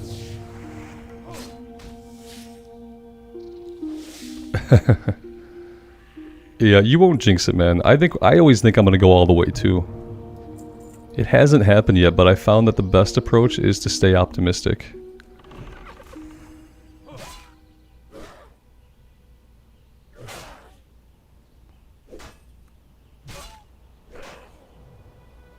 Yeah, Topper Shaman is a class that I'm excited to play a Shaman again in hardcore sometime as well. Shaman is a lot of fun.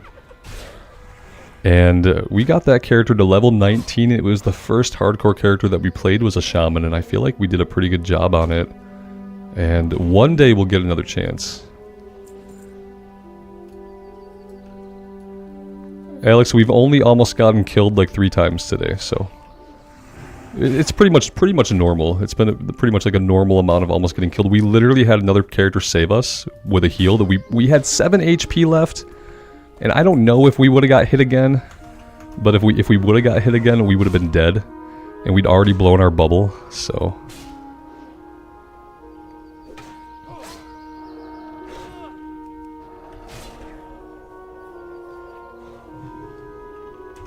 the Paladin has been super powerful, and what's really helped is just like a change in mentality of how I approach it. Which is just the willingness to stand in an area like this and just fight whatever's alive for the kill experience and just kind of trying to be patient with it. Not feeling like I have to be progressing 3 quests at a time in order for it to be worth my time has been a big adjustment that I think has helped us avoid trouble.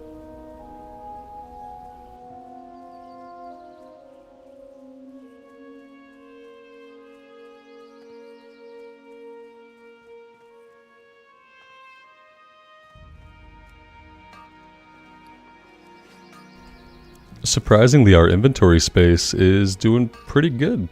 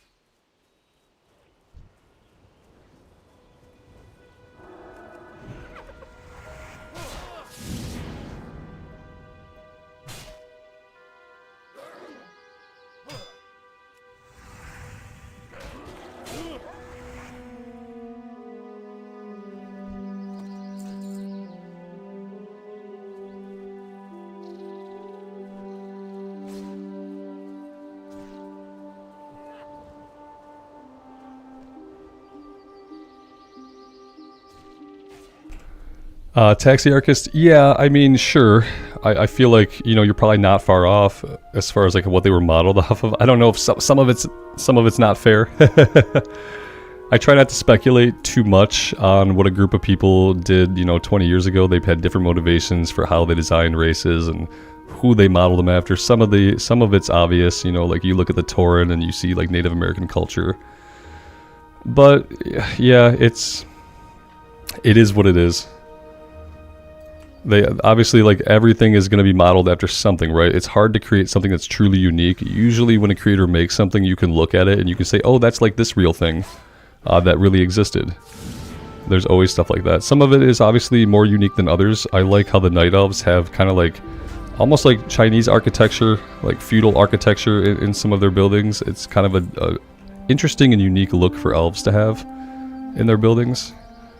But yeah, I think a lot of the, there's a lot of parallels in races, in anything, and you have to think like, when we're talking about orcs and humans and elves, the creation of these races as like ideas formed a long time ago.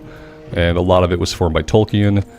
Obviously, other intellectual properties picked up on these things and expanded them, and so what we're left is like a smorgasbord of influences when it comes to what the races are modeled at. There's so many different influences that go into how races are modeled in fantasy.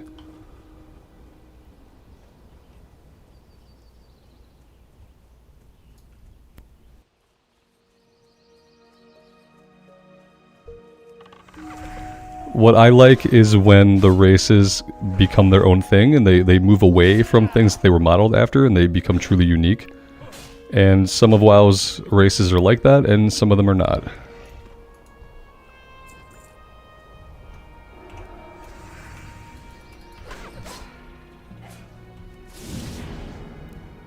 This is our last mongrel.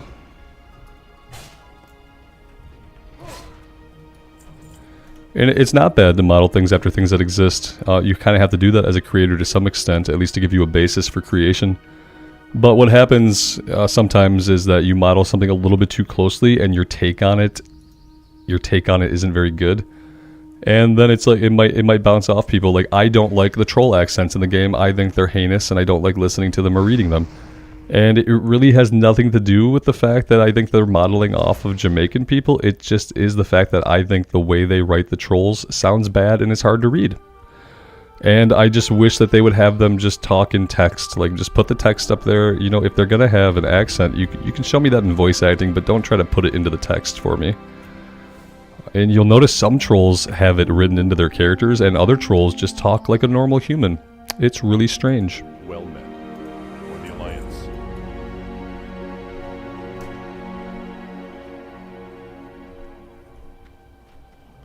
I don't remember sub-professions. Tactical Warrior. Yeah, I have played since 2005, but I don't remember You know, there was a lot of my playing World of Warcraft where I didn't follow news, I didn't do any research, I was just someone who logged in and played every day. And so any kind of like thought processes or things that they thought of back then would probably be things that I missed. Because I wasn't engaged with like the broader World of Warcraft communities. Sub-professions would be cool, sub-classes would be cooler. If I could take like a few points in another class's talent tree, that'd be awesome. I want to get Red Ridge Goulash. We don't have it, and we probably could have been working on it a little bit. We might have some of the parts that we need just hanging out in our bags.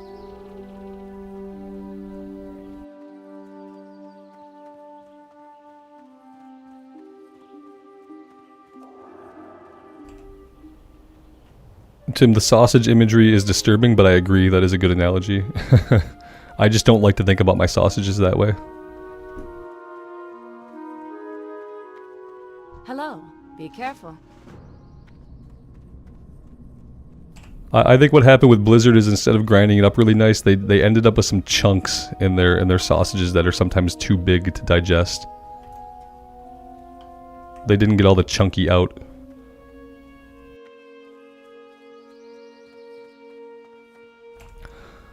Thomas asks, do I stream often? No, the first time I streamed on YouTube was earlier today when I did a little test. And so this is the second time that I've streamed on YouTube. In the distant past, I've done a couple of streams on Twitch for various games. Outer Wilds, I streamed a little bit of. And then the Monster Hunter game that's not Dauntless. I streamed a little bit of Dauntless. It's honor, friend. Go with honor, friend.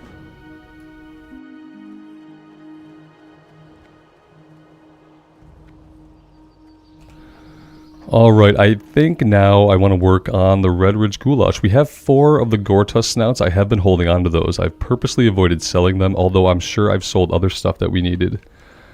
Do I want to come down here and do it, though? I don't know.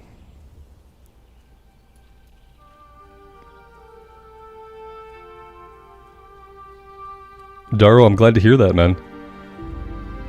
It's definitely worth playing WoW right now, especially if you are playing Classic. But even if you're a retail enjoyer, retail has never been in a better state in the last like 6 or 7 years. So I don't like retail, but if you are a retail enjoyer, then it's a great time.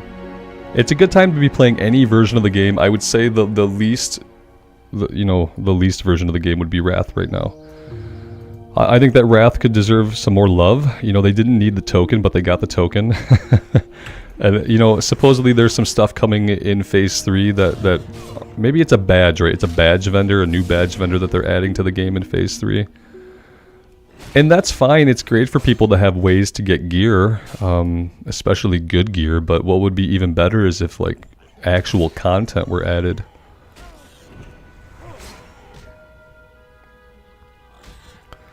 Oh man, the whelps. I know, part of when we almost died a little while ago, when some priest saved our life, literally saved us, was because of those fireballs they hurl. And we don't have the quest to fight them yet, so I'm kind of glad about that. How did I go into town and then I'm immediately full on inventory? Only I could do that. Spellbinder vest. Yeah, obviously we need to go vendor and just do a better job this time. I don't want to fight that thing. We'll let the druid handle it.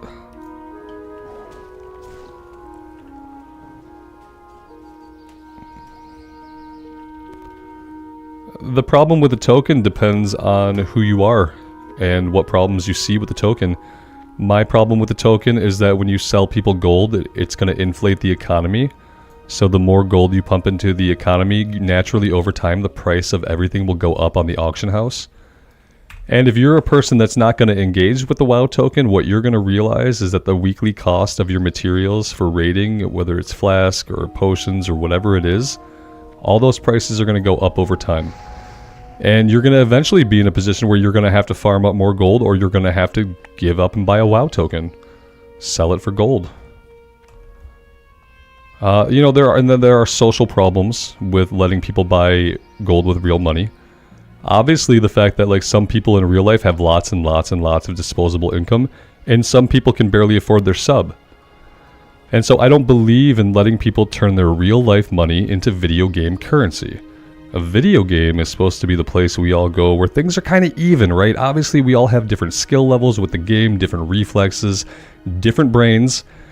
But it creates a playing field that exists outside of like social mores and outside of whatever your social standing is in reality. And when you introduce real money transactions, you put everybody right back in reality where they have to deal with how much money they make, how much money everybody else makes, and it just creates kind of a cesspool in my opinion.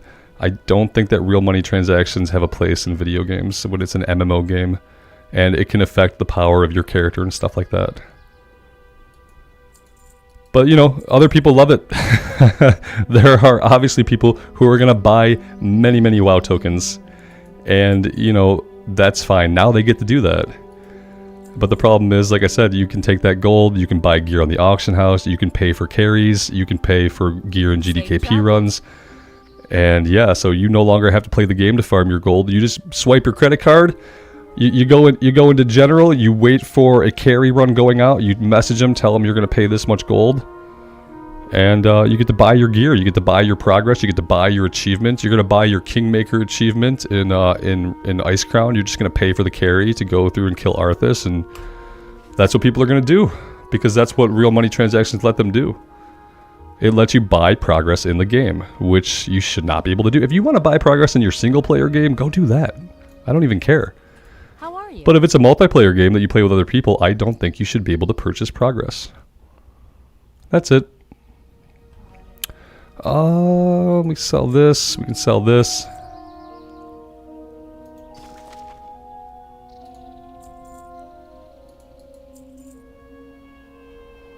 See you later. And it's funny because like when Blizzard tried to talk about the token, you know, they said we don't feel like most people would be pressured to buy a token to sustain their daily play or their weekly play. But then they also make statements saying people want the token. Well, if you don't think anybody's going to use it, how are you determining people want it?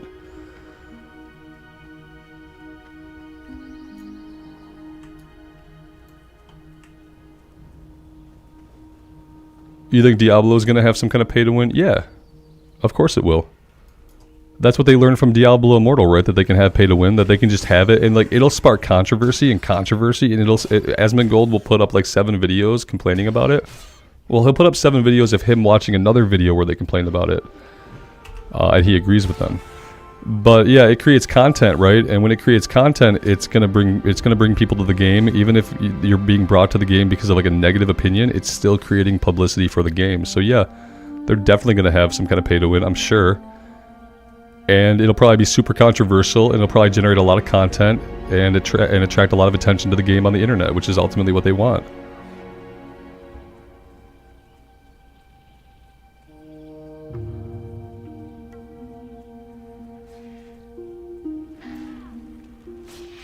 It's part of the reason why I can't really muster up any excitement for Diablo 4. I know it's all going to be about that endgame grind, and I know it's going to be, you know, there's going to be transactions that allow that grind to be faster, easier, whatever. Yeah, like they say, even bad publicity is good publicity, especially when you're talking about a major corporation with a crap ton of money. I'm looking for Murlocs, kind of, but I'm also not sure if I want to fight Murlocs right now, because Murlocs suck.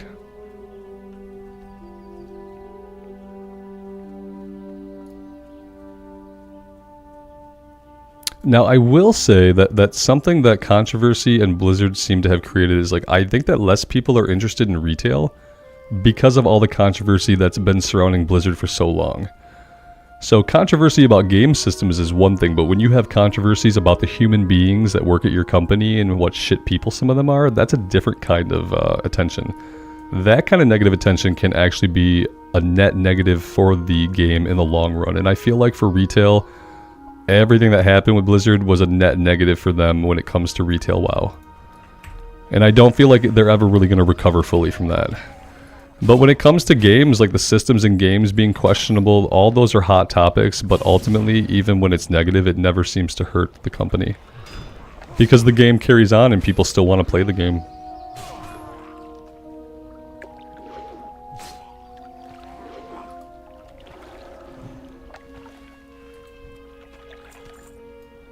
Oh, so we can get the sunfish from these guys as well as the Murloc fins. Do I really want to be farming them right now? I don't know. Let's kind of stay on the edges here and not get pulled into the lake too much. Is this Robert Rambles or a Bellular video? Yeah, unfortunately Bellular is really freaking smart, man. And he tends to nail it. That guy has a lot of like economic knowledge, sociology. He just is really keyed into stuff like that. No, Bellular is much, much smarter and more articulate than me. This is definitely not a Bell video.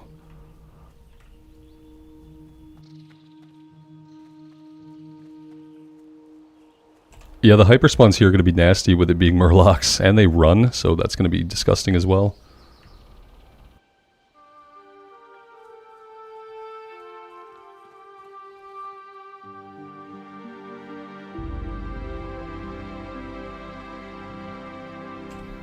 Hello, Dolores. Hope work is going well for you.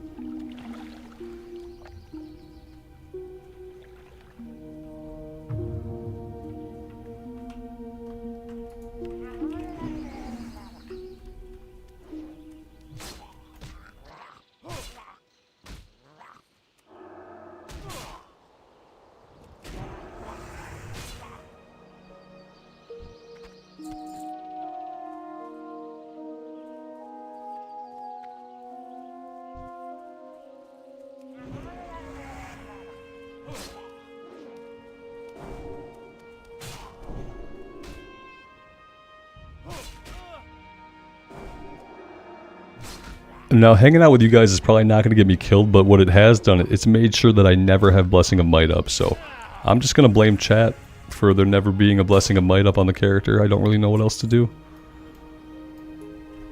Robert, you can get an add-on to track it. Oh.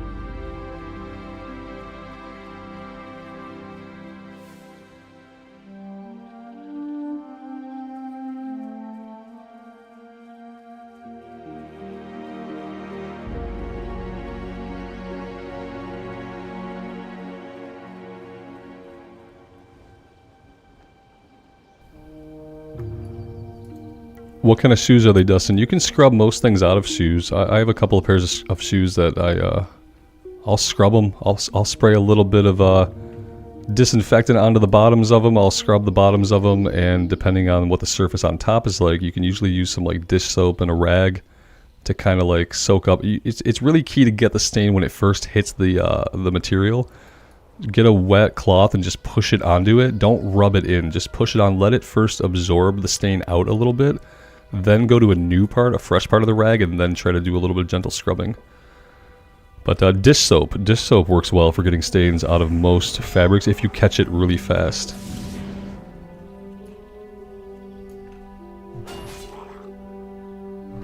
And yes, I will give you tips on anything here, even how to remove stains from a pair of shoes.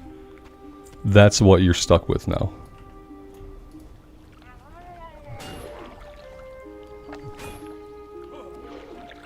JK Barber, welcome, man.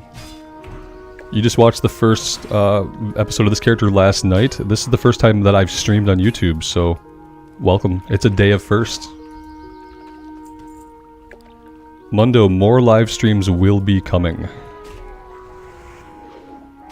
I feel like this is probably the way we do this character going forward. When I got on today to test OBS and everything, I had told myself that we would stream the hardcore servers, the official fresh hardcore character would be a full stream character, but I don't mind getting into that now. Now that I've already overcome the anxieties of doing it and we've overcome any technical issues that we were probably going to have. I did increase the bitrate by a lot. The default bitrate in OBS is like 3,000 kilobytes per second. I put it up to 50,000, which is where it should be. So that will hopefully produce a better video quality for you guys. And since no one has complained about the video quality yet, I'm assuming it's kind of okay. What I don't know is I don't know if it's outputting in 1440. I don't think that it is. I can record videos in OBS and have them be in 1440, but I don't know if I found the setting to stream into 1440. Maybe one of you guys could check the little gear icon if you have a compatible device and see if you can see if it gets into 1440 or if you're capped at 1080p.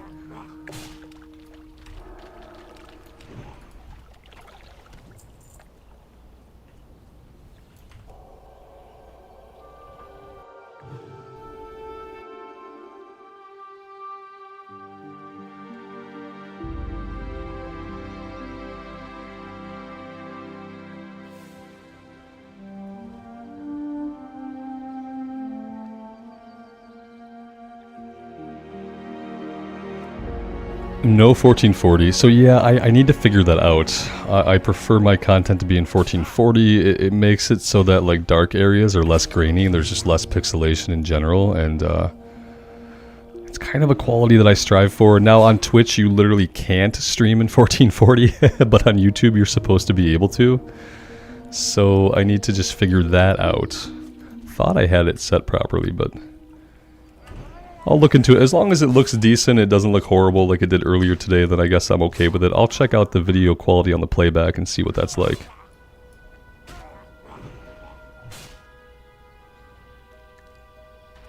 Curry, you'd think that it's easier to have something to say live, but it's definitely not easier to speak live. It's easier to talk about things when there's no audience, because then you can just say whatever you want whenever you want. You don't really have to think about the topic, and you don't have to look for replies. This is much more challenging. What it does is it gives me plenty to talk about, yes, but I'm okay with silence. The silence of recording solo never really bothered me. But I wouldn't say that this is easier. Because when I'm recording, if I can't think of anything to talk about, I just mute myself and play the game. This is more enjoyable, but it's also a bit more of a challenge to not get myself completely murderized.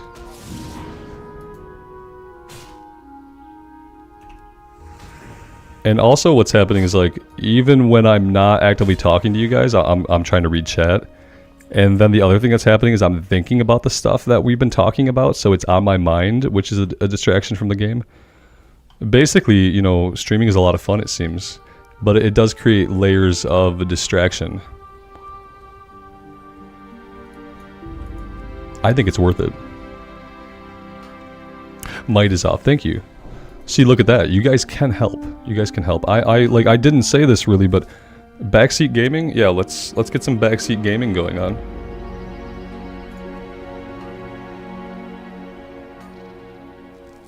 And now everybody say it now. Blessing of might. Okay, we got it for now. So 5 minutes, we're good for 5 minutes. I don't want this guy. Level 18, fire slinging whelp. Let's stun him.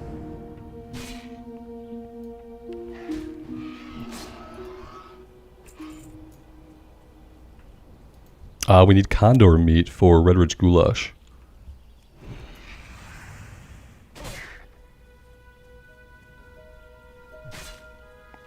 What I do like is that I feel like I'm moving at a little bit of a slower pace because we're streaming, and I think that ultimately that will keep us alive longer. I understand we've had a couple of close calls today, and now I've just aggroed this whelp who's going to hit us with fireballs, but still, I still hold to it.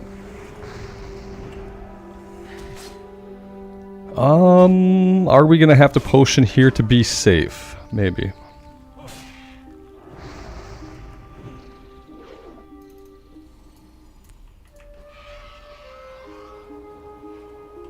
Strangest question I've been asked in a comment. I don't really get any questions that I think are strange. People are typically normal when they ask questions. I don't know if I would acknowledge any question as particularly strange. Sometimes people say stuff that's just, it's wrong, you know? That's like, the funnest comments I get are when somebody is just blatantly incorrect. They just say something that's completely wrong. A lot of times it happens because they're thinking about a different version of the game than what I'm actually playing.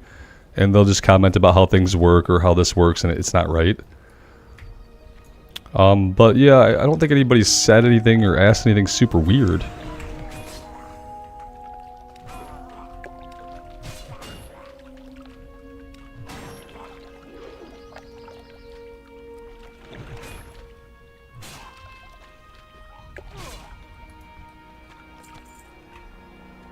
How much wood could a woodchuck chuck if a woodchuck could chuck wood? 736 pounds of it, obviously. I don't even know why you'd ask.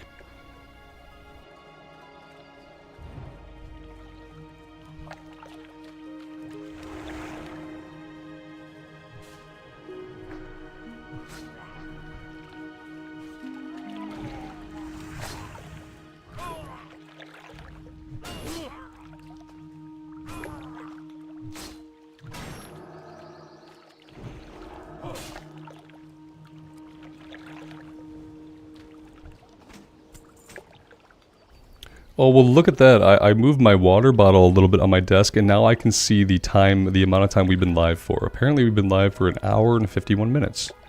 We've dropped 0 frames. That's awesome.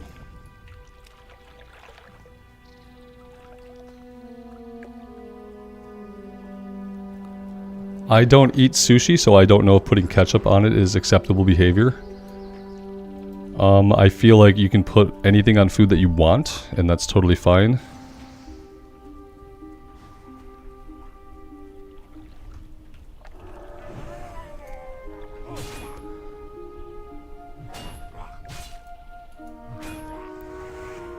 My GPU is a 3070.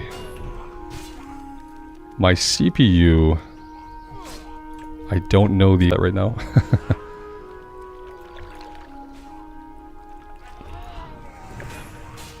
It's AMD. My processor is an AMD. It's a newer AMD. I just built this rig not quite a year ago. Right now we're only playing one hardcore character at a time. In the past I've played two at a time, a Horde and Alliance, but I do feel like staying on one character is important because you get all the muscle memory just ingrained right into you every day, whereas switching between character classes becomes challenging. You reflexively will go for buttons that don't exist sometimes.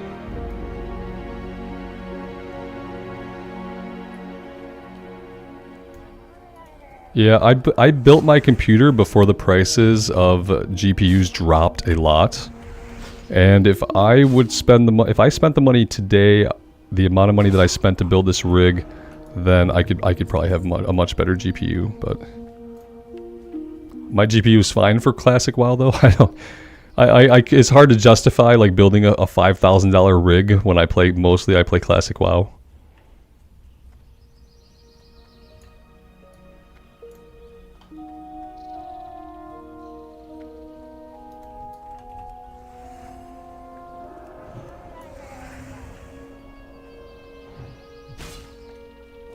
Blessing of Might, thank you. HP. Oh, you know what I need to change? I have a setting turned off that we absolutely need to turn on. And we'll turn it on in a minute. I want the thing where the screen flashes red when you're almost going to die. Because apparently I need that. My game time on World of Warcraft, 1 hour. Wait, no, 1.7 million hours. I think that's right. Let's see, what am I looking for? Combat. That's not it. Oh, here we go. Do not flash screen at low health. No, I want you to flash the crap out of my screen at low health, please. Especially now that I'm glancing at chat.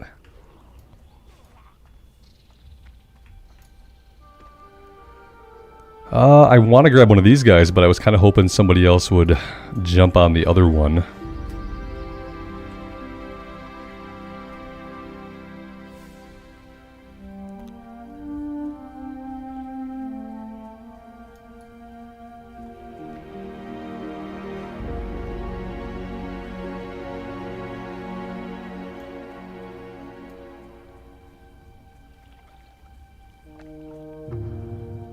I've played a lot of Guild Wars 2, some of it on the channel. I talked about it earlier. I enjoyed it, but I felt overall that the combat was too easy, and the thing people kept telling me was how drastically the game changes at endgame. And they would tell it to me like that was a good thing, right? That, oh, the game totally changes, but what I heard was all the muscle memory and stuff you're learning now is going to be flushed down the toilet. And I didn't really like that. The combat itself really wasn't challenging enough for me. Only having the certain number of abilities on your loadout felt kind of weird, not having like a big action bar full of utility spells and stuff like that. I enjoyed my time there. I really enjoy what they did with like the open world stuff and how objectives are handled while you're questing. I just wish I had played the game in a vanilla state when maybe it would have been a little bit more challenging. I'm waiting for Guild Wars 2 Classic, okay? So like 5 or 10 more years. I only ever played humans, I think, in Guild Wars 2. I didn't experiment much with the other races.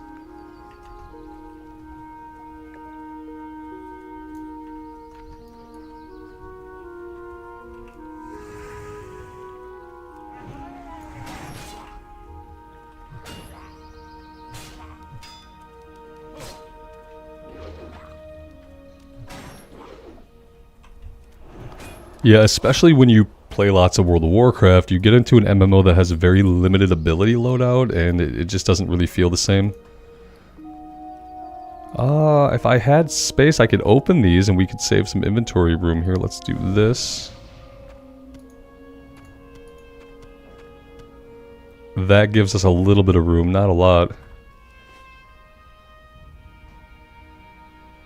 SWOTOR? Yeah, man, I would love to play SWOTOR. The only reason SWOTOR has never made it onto this channel is that it was about a year and a half ago that I recorded an episode 1, and it turns out, because it's Star Wars, all the music is copyrighted. I can't have any of the music playing, which destroys kind of one of the points of my channel, which is about the ambience and getting into it and hearing the music. So yeah, I mean, I played SWOTOR when it first came out. I got an Imperial Agent, a healer, to level 60, did a little bit of raiding. My guild at the time, you know, we tried out SWOTOR, stepped away from WoW for a little bit. I had a lot of fun in it. I liked the Imperial Agent storyline, was absolutely amazing. I loved having the followers and that they had stories as well, was really cool. And yeah, you know, it felt kind of like classic WoW. We had the 50-point talent trees. I'm sure all that stuff is different now. Hutball? Freaking amazing.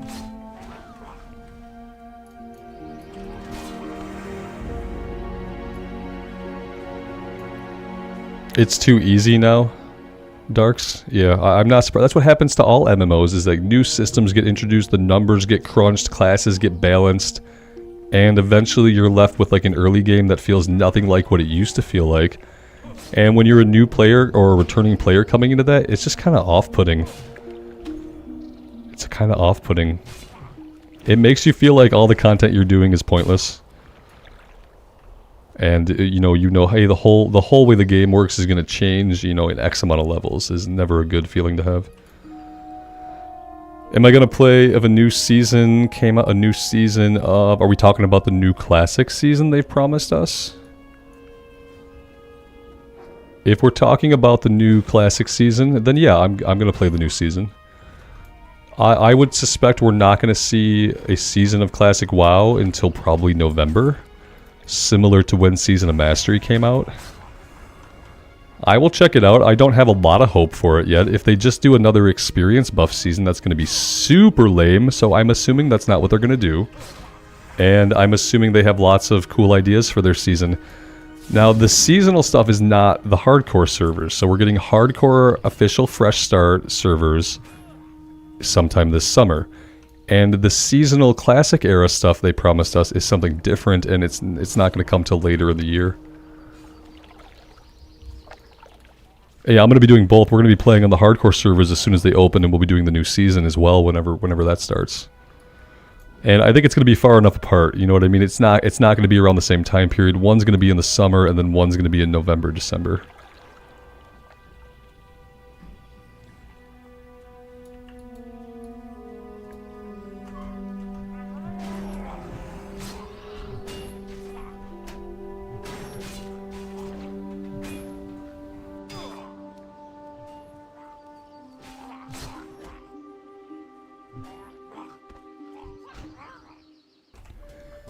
Oh man, if we're gonna be streaming like this, I'm gonna have to get like a mini fridge and maybe like a coffee maker down here, and I'm gonna have to have snacks.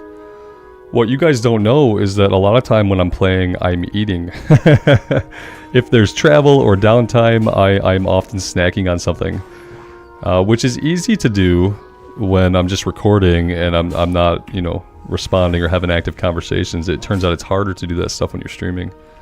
So yeah, I need to get some snacks going on for next time. I ate a whole like personal pizza before I sat down, but here we are, we're 2 hours later and I'm getting really hungry again. I don't drink soda. Yeah.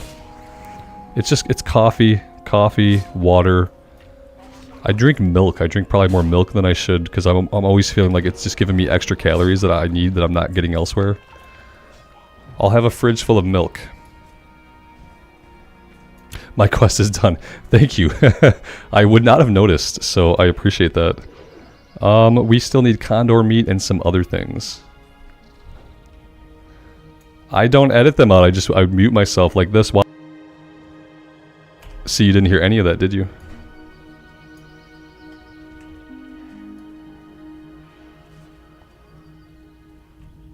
And I could do that, I could just eat. But then, you know, if I got a mouthful and I want to say something witty, it's going to be awkward.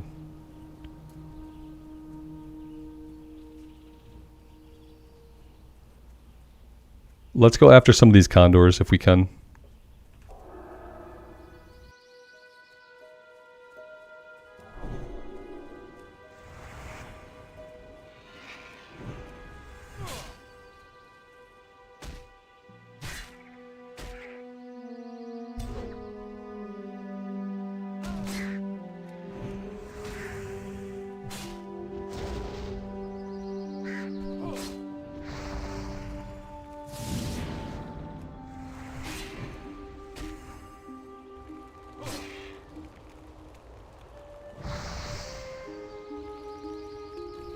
Not a porta potty. No, it's a sock. Okay, get it straight.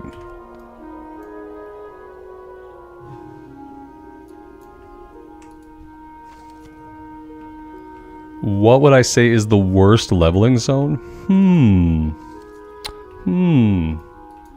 I don't know. I'm gonna say Westfall just because I've gotten 2 hardcore characters killed. There. Worst as in hardcore? Worse as in like a kill rate, or worse as in like just not fun, not enjoyable?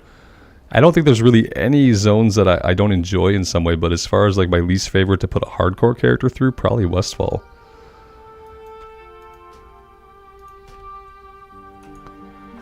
I love Stranglethorn Vale though for its aesthetic, so I can never say that I hate it. Okay, and you know what, if I'm thinking about some, Burning Steppes, Badlands, I hate places that are just like oppressive, blasted moon rock.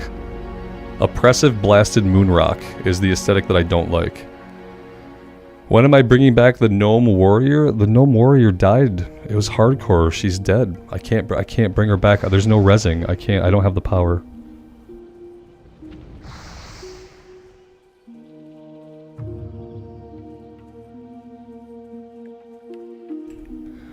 Azara, the thing that is disappointing about Azara is that it's kind of a beautiful zone, but there's nothing going on in it because there's no quest. There's like 4 quests and they're like level 55 quests, and nobody does them.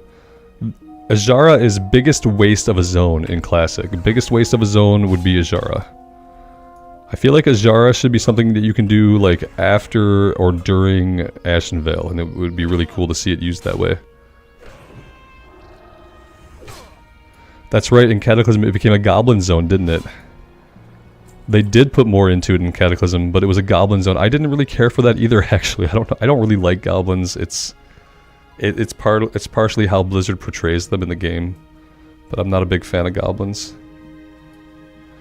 I should cook the clam meat. Yeah, I think I have other things I can cook though that are just easier to get. No, boiled clams. Okay. Coyote steaks are still super easy. Yeah, I've just been horrible today about my bag space.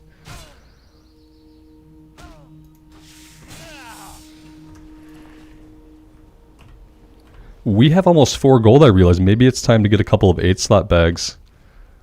Maybe we should train level 20. Do you guys want to train level 20? No one's playing Rogue and Hardcore? I find that hard to believe. Don't make me do this. Don't make me do... Lots of people are playing Rogue. I'm gonna bubble. Just... Yeah, there's the fireball. Is that just physical damage?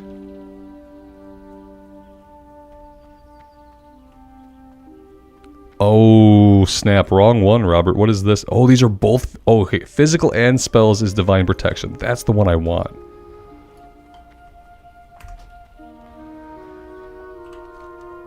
Yeah, let's, well, let's do this. I have a quest I have to turn in Goldshire. And there's a merchant that might have bracers for us, pathing somewhere between Goldshire and Redridge. So maybe we just make the run to Goldshire, we turn that breadcrumb in, and then we can train. Maybe we do that.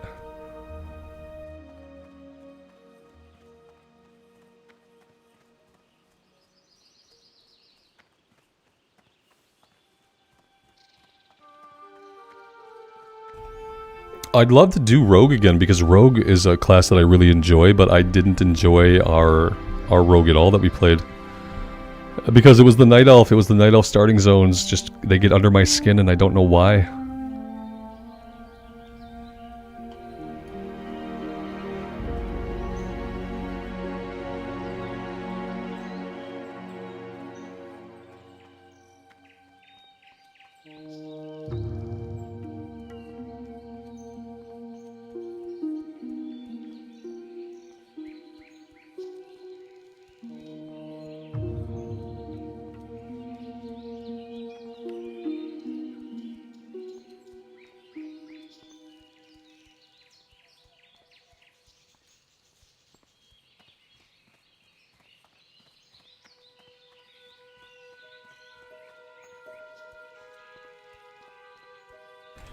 And yeah, I'm never gonna pickpocket enough for people. If I play a rogue, especially if I play a rogue like while streaming, I'm never gonna pickpocket enough for people to make them happy.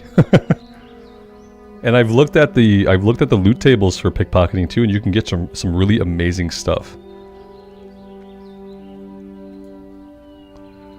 It seems like NASA accepted the existence of UFOs. Burak, if this is a recent development, I'm gonna need more information. Yeah, and like, so they've always accepted UFOs because UFOs are just unidentified flying objects, right? I don't think what they haven't accepted is like legitimate alien piloted spacecraft in our system. I think those are two different things, right? Saying like yes, there are UFOs is not the same as saying yes, there are flying saucers. NASA, never a straightforward answer. I like that. I've never heard that before somehow.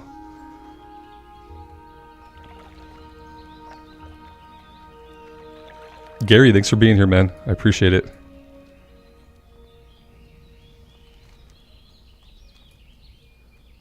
So yeah, NASA just stands what they say. They say, yeah, we admit it. There's stuff in the skies that you guys don't know how to identify. UFOs.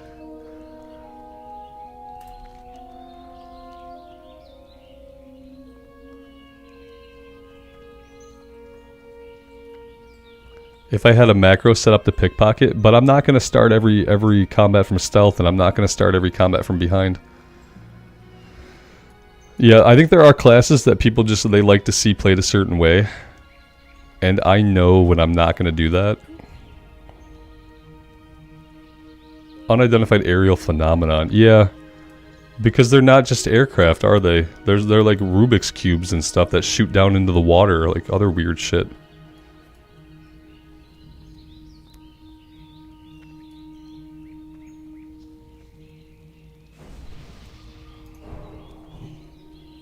I hope you wanted wisdom. That's what you got.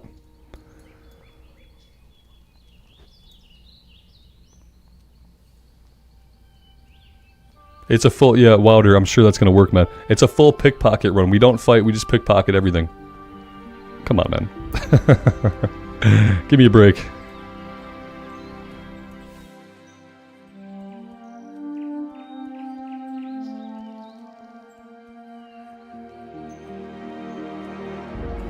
I guess I'm just like, I'm at a point in my life where like when I see something that's really unexplainable and I say like, I don't know what that is or why that happened, my brain just kind of sorts it out anyway. I've seen and experienced lots of really weird stuff, and ultimately my brain just comes to rationalize it somehow, and I'm like, that's good. That's the human brain keeping you sane. That's the human brain working for you and telling you you saw a really weird thing. And it's all going to be okay because here's what it could have been. And then my brain will get into like what little it knows of physical science and try to like explain to me why the thing happened. And usually using my elementary knowledge of very basic science, I can come up with something plausible to tell myself to excuse most of the weird stuff that I've seen. And for instance, a good example of this is I'm a person who I actually have sleep paralysis episodes, and I have night terrors.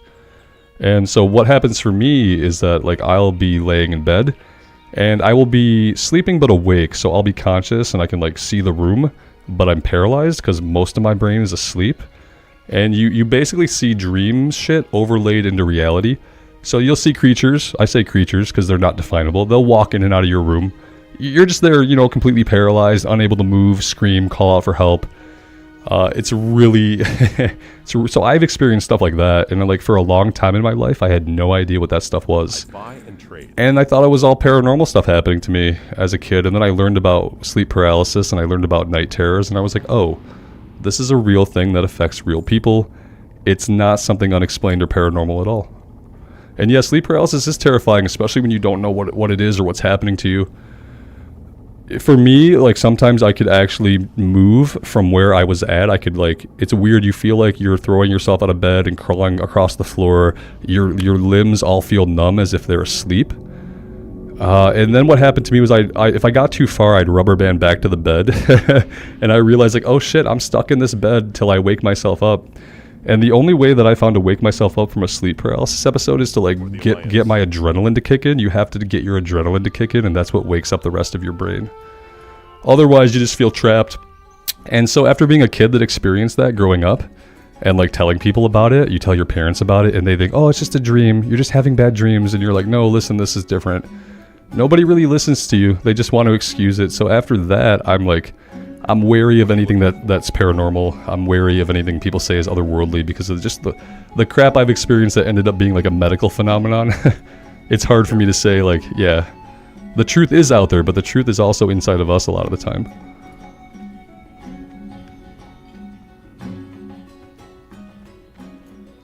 Your sleep paralysis demon is the grudge girl. Yeah, I had a shadow figure that would rise up in the reflection of my TV screen at the foot of my bed. I also had like gray aliens come and go from the room as a kid. They'd come in, they'd look at me, they'd leave. All kinds of wacky stuff would happen. And then eventually I realized that it was just a malfunction of my brain and my body. So. For the Alliance.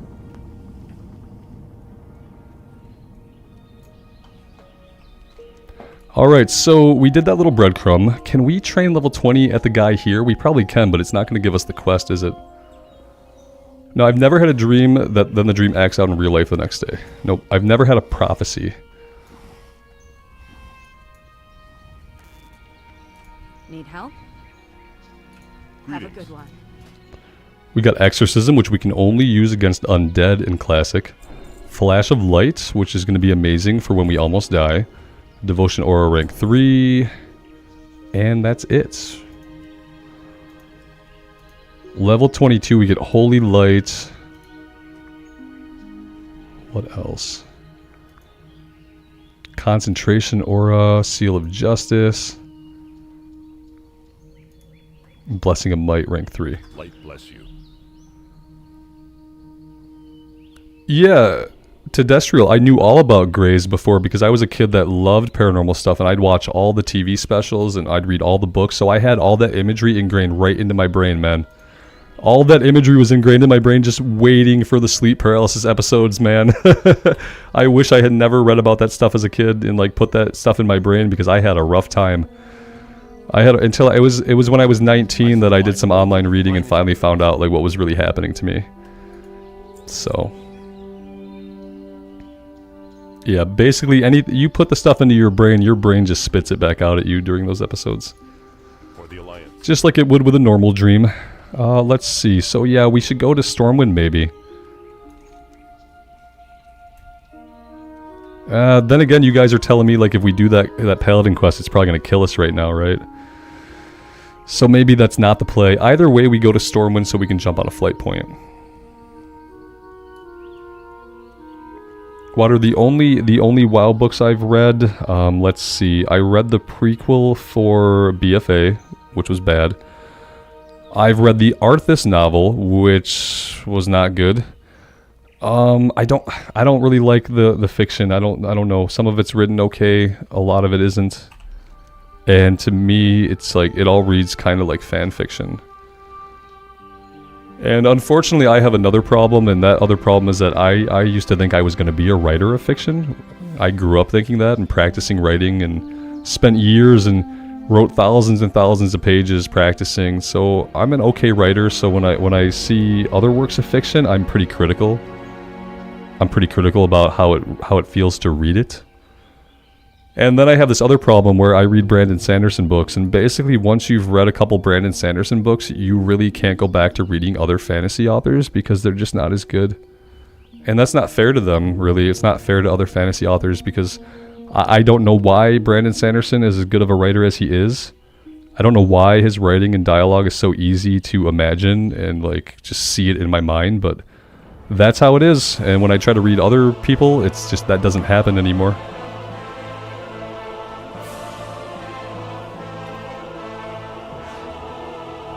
My voice sounds very much like the human male NPC voice. I don't know about that, does it?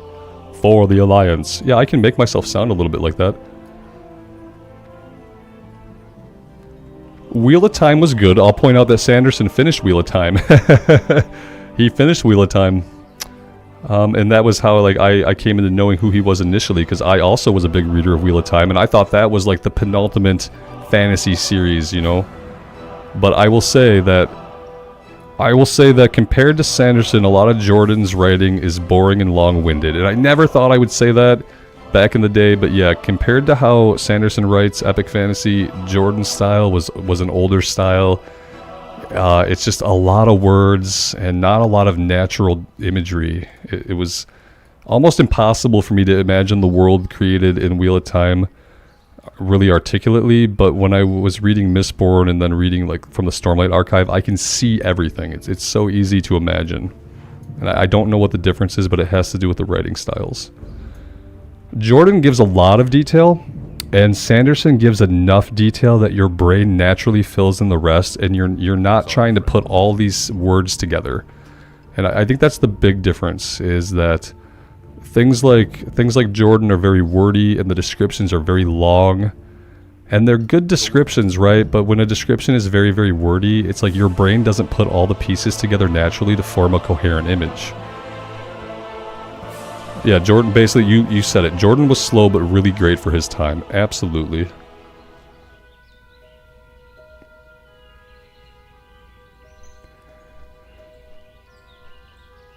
Mihai, if I play Elden Ring again, it would probably be on this channel, and it would be a new run. Yeah. When it comes to the second channel, I kind of created it as a place for me to play really, really off-the-wall stuff, but then I realized that besides like Dome Keeper and Vampire Survivors, the stuff I was playing was not really off-the-wall. Stuff like Valheim and Elden Ring kind of fits on this channel.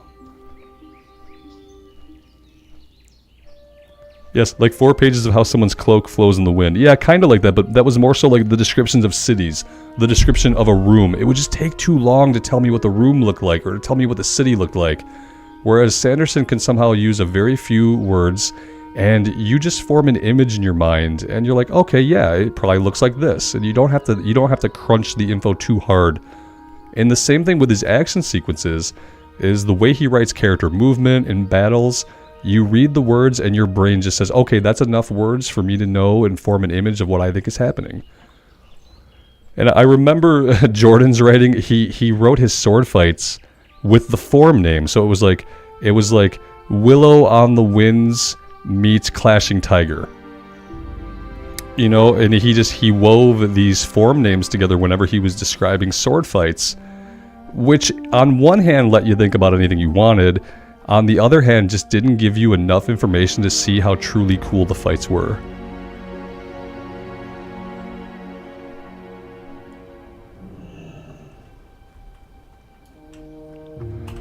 Alright, so let's head back into this little area here. There are vultures back there, there are spiders back there, and we need both of those for the Redbridge Goulash. Did I put any abilities out on the bar? Absolutely not. Let's go here.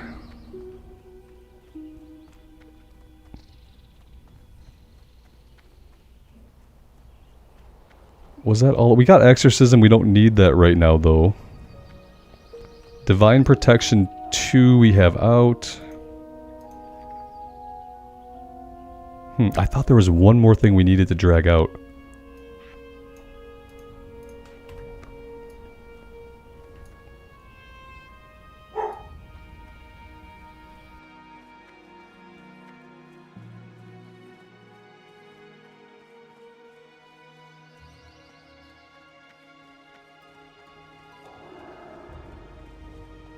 So it's funny, I've been down here for about 2.5 hours now.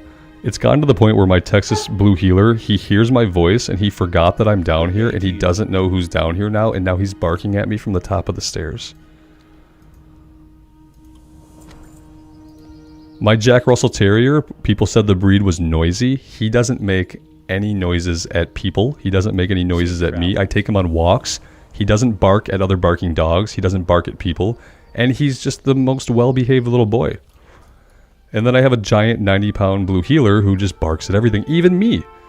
When I go up, and then he gets embarrassed that he realizes that it's you, and then he gets embarrassed that he likes to growl and under his breath a lot and kind of like try to talk to you with dog noises, which I think for most people would be intimidating because his dog noises sound like growls, because that's what dogs can do.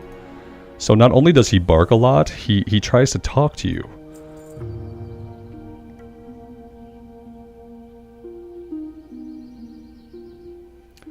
Did we have some lag? I show 0 missed frames.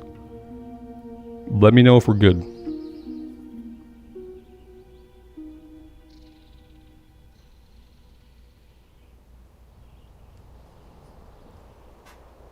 Still waiting on confirmation. Let me check some things here on my end.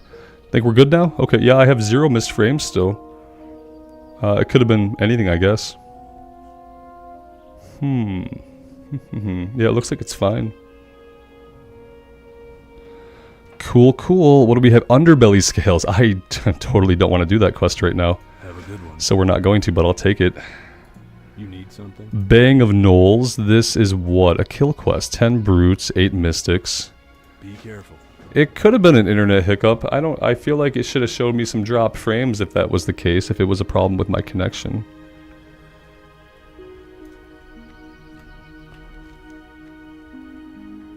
Smelt. Yeah. Is there a blacksmith here? This guy is a blacksmith, isn't he?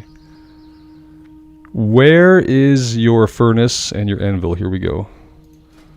26. We can definitely do this. We are almost level 21. I'm just trying to put it off for as long as I can, obviously.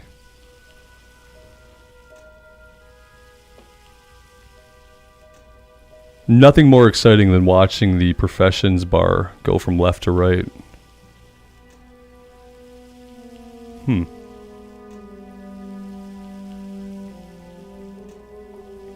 Well, 2 hours and 20 minutes and we had 1 lag spike. I mean, I'll consider that a technical success.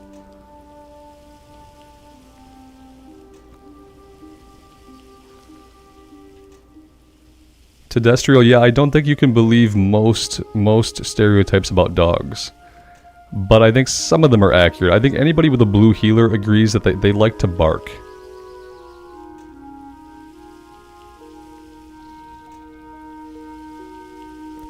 New skills for mining, you mean the smelting? Yeah, as soon as I remember to do that when we're in a city, we can pick up smelting for tin and bronze. As far as the mining skill itself, we're at 87 out of 158. We can't train the next rank yet, but we can definitely smelt tin and bronze.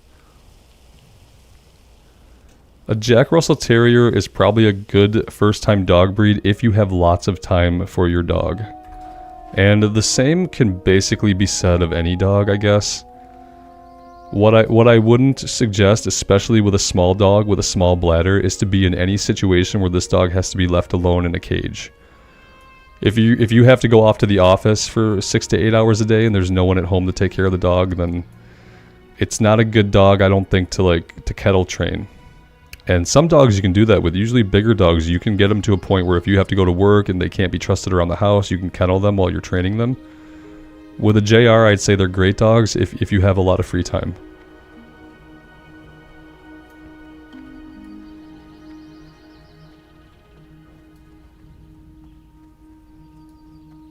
But they're super smart. They learn things really, really fast.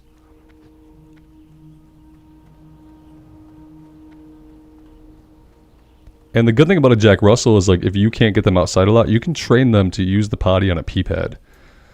They're small dogs.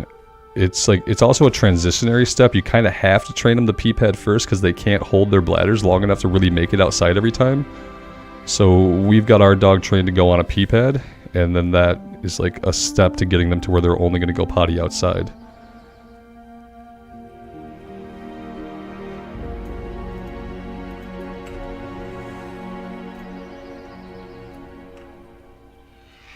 Yeah, and honestly, if you're someone who's not home a lot and no one's home, then I wouldn't get a dog. They need a couple of things. They need time, they need toys, and they need exercise. And if you don't give them time, and they don't get a lot of exercise, and they don't have a lot of toys, they can become destructive.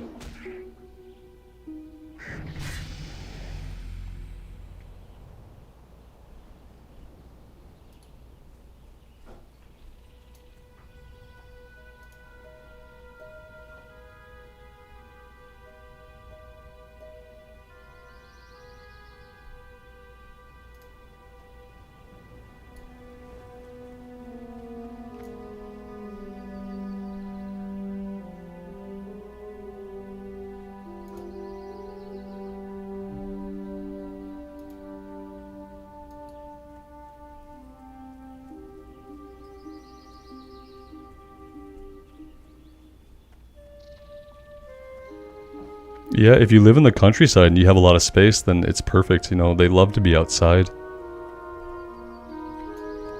Talent and might. You're right. For the talent, let's keep going into divine strength. I feel like that's a flat increase in our power that we really need to have.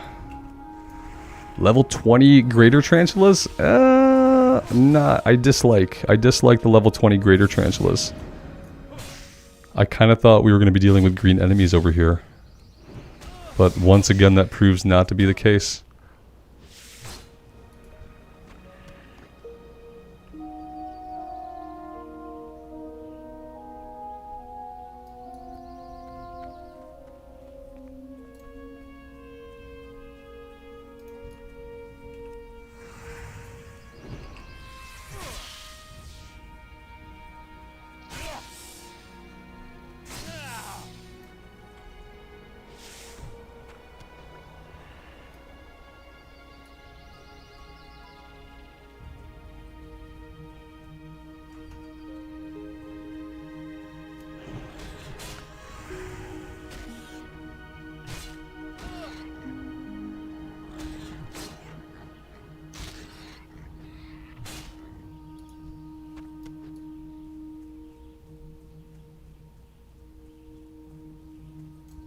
Yeah, I'm kind of avoiding the underbelly whelp scales. Yes, those enemies would be a little bit lower level than us, and they'd be a little bit lower level than some of the spiders here.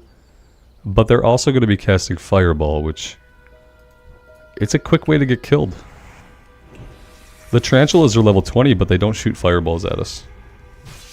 An elite spider? That's terrifying. I hope we don't run into an elite spider.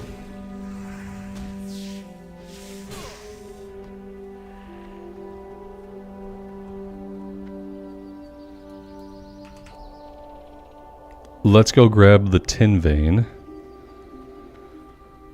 We're done with the Gorta snouts. We need spider meat, condor meat. We should be able to get those both in this area. Yeah, they're not green. We don't absolutely need to be here. But we're kind of at a point where we don't need to be anywhere. We can do some of these yellow quests. We could grind somewhere.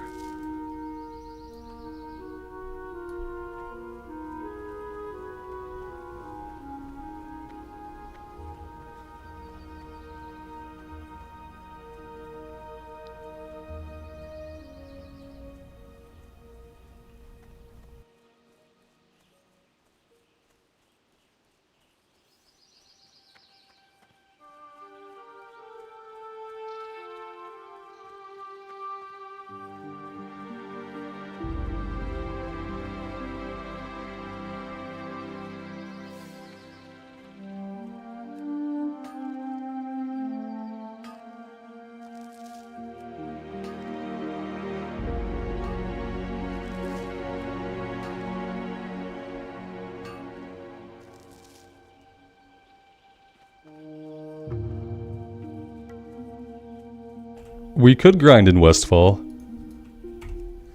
Somebody mentioned that there were crustaceans over on the coast that we could grind on. My worry about that is that there might be murlocs over there as well. I feel like these guys are okay. As long as we don't aggro too many things, we might be able to at least knock this quest out.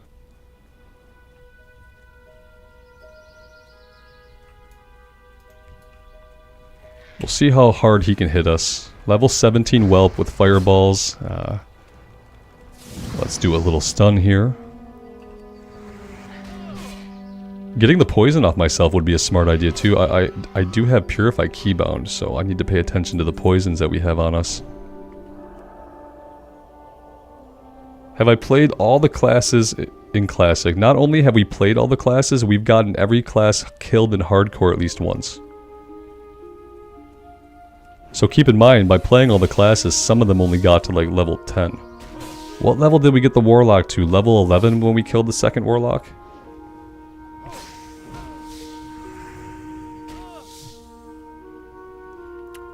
Alex, Loch Modan does sound good for grinding. I like the aesthetic of Loch Modan. Maybe I'll get on this evening and do some grinding by like the sunset light. That could be cool.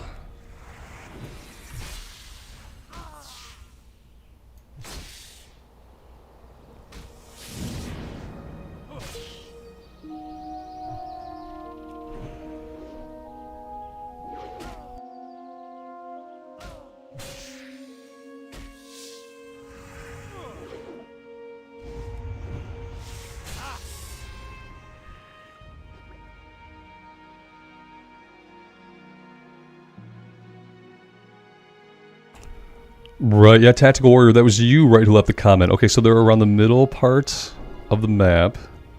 Yeah, that's right, you said they could drop some good greens for us. I like them being non-aggressive. So there aren't like a ton of murlocs around them, though? I just worry about there being like a camp of murlocs or multiple camps of murlocs. And I'm super paranoid because we got the hunter got killed over there to the murlocs. And it was like the hunter got killed trying to flee from the murlocs. I wasn't even trying to fight like some crazy pull. I was literally just trying to live. And they still killed the hunter. Elevator boss killed the undead priest. Yeah, we had an undead priest level 25 dead to the elevator boss off of recording. I told myself, I'm just gonna get to the Zeppelin tower. I don't need to press record until then. We're just in the city. I was fiddling with something or eating, and then like I hesitated on the elevator at the wrong moment. And well, we bit it. It was game over. A lot of people didn't want me to count it as a death, but I had to count it as a death. It got logged by the add-on. I'm no cheat. I'm not about to send myself bags or not reported death, you know?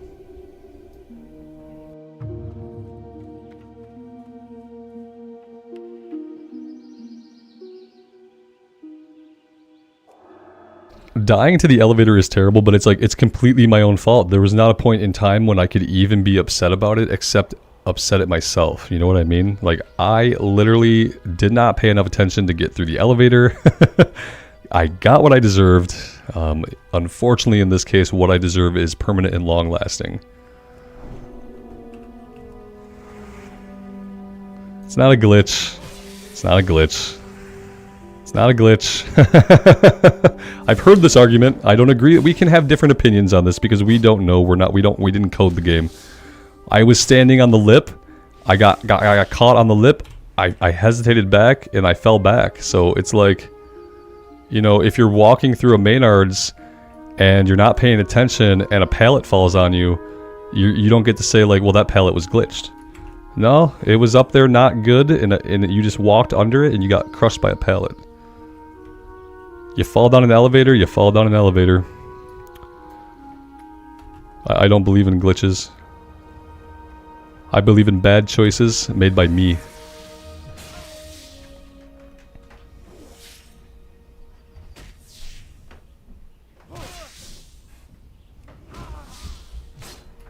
I don't want the condor and the spider. Let's pull over here a little bit.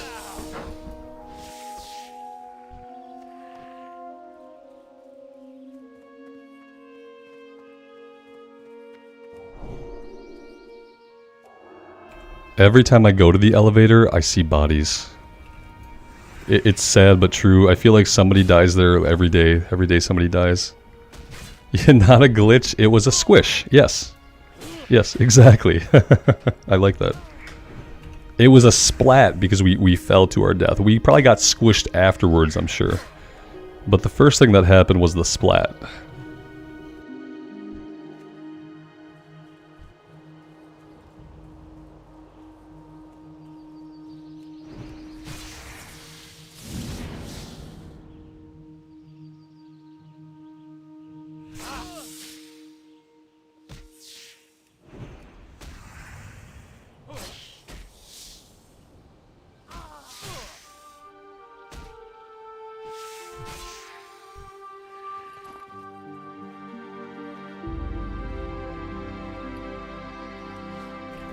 You're right, my inventory is full. Okay, am I leaving condor meat? I'm not leaving condor meat yet. Let's go back. Yeah, let's go back and sell.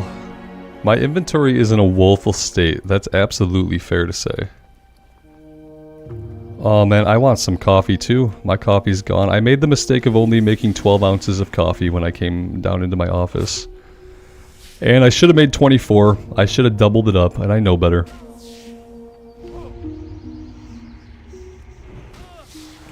That being said, I'm going to have to wrap things up here at some point pretty soon. But I might be back on later. That is a possibility. And we'll definitely be back on tomorrow morning.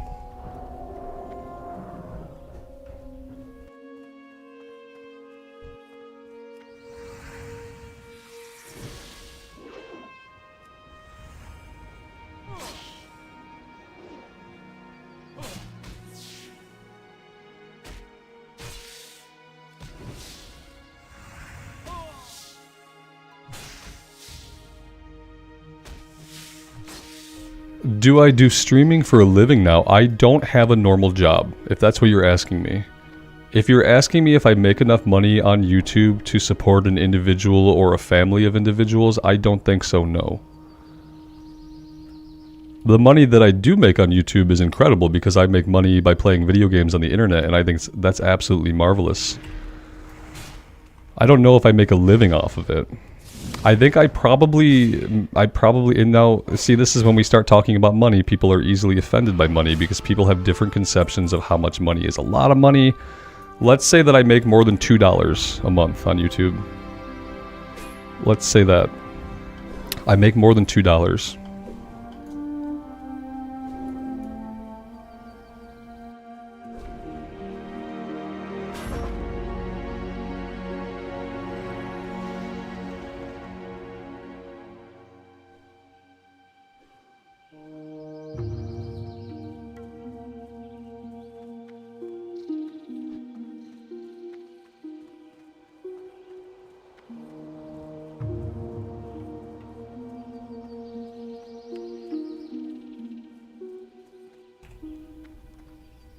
I've been so bad at watching my HP today. It's why I turn the red flashies back on so that if I get too low, I know that I have to go for a bubble. I'll get more used to it. We're going to have a lot of close calls today probably, but by tomorrow I should be more used to the cadence of checking chat and actually paying attention to the screen and making sure that I'm not getting myself killed. Hand of Freedom, that's right. I knew I learned something at one point that was useful, and I wasn't sure if we had to put this on us preemptively or if this could free us, but... is it Hand of Freedom or Blessing of Freedom? Are these different? Blessing stays on us, right? Okay, Blessing is 9 seconds. Will Blessing get us out of a current route, or do I need Hand of Freedom? Are they different? Maybe they're different.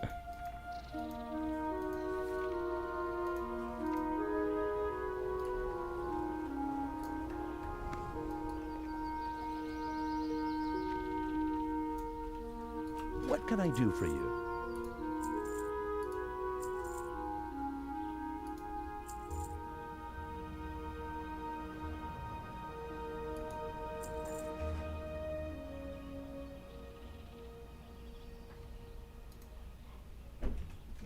I did sell the condor meat. I need that back.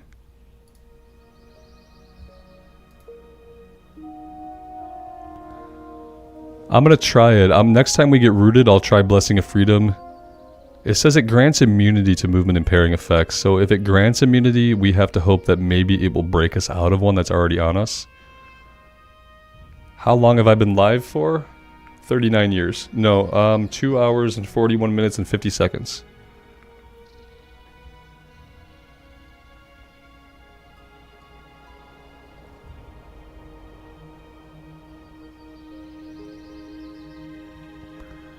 I've tried the voiceover add-on for vanilla. I did like it. We started a couple of playthroughs with it, and I decided not to keep using it. And the only reason I really decided to keep using it, not to keep using it, was that I worry that one day Blizzard will put the kibosh on it and say no more voiceover add-on. And then I worry about what happens to that content. You know, if we start using it and then it gets taken away, the content's going to be kind of incongruous. So I kind of worry about using it, but I did use it for a while. I did think it was good. For AI voices, it's really good.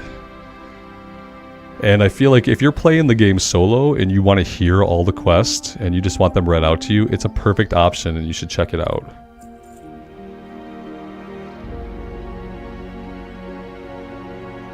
Steven will probably be back on later this evening and tomorrow as well, so just keep an eye out. I put it up on YouTube. I don't know if you guys can see when I schedule the stream.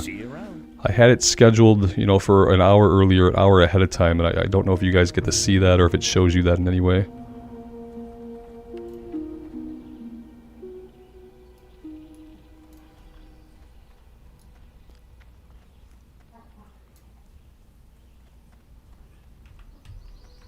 Good day to you.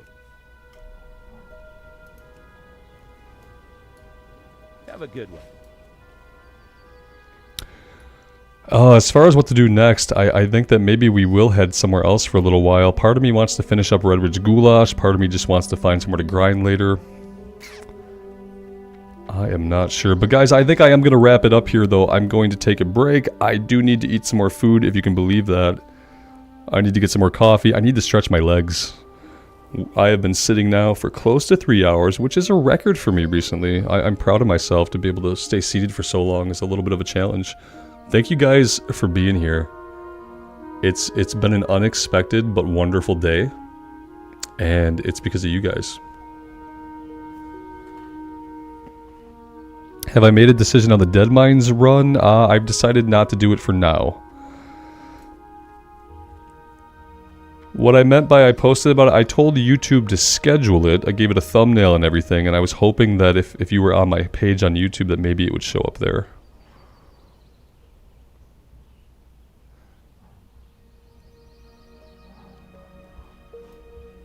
Alright guys, we'll talk more later. I will, if I'm going to get on later, I'll pop it up on my channel. I'll schedule it, and I hope that by going to the channel page, you guys can see that.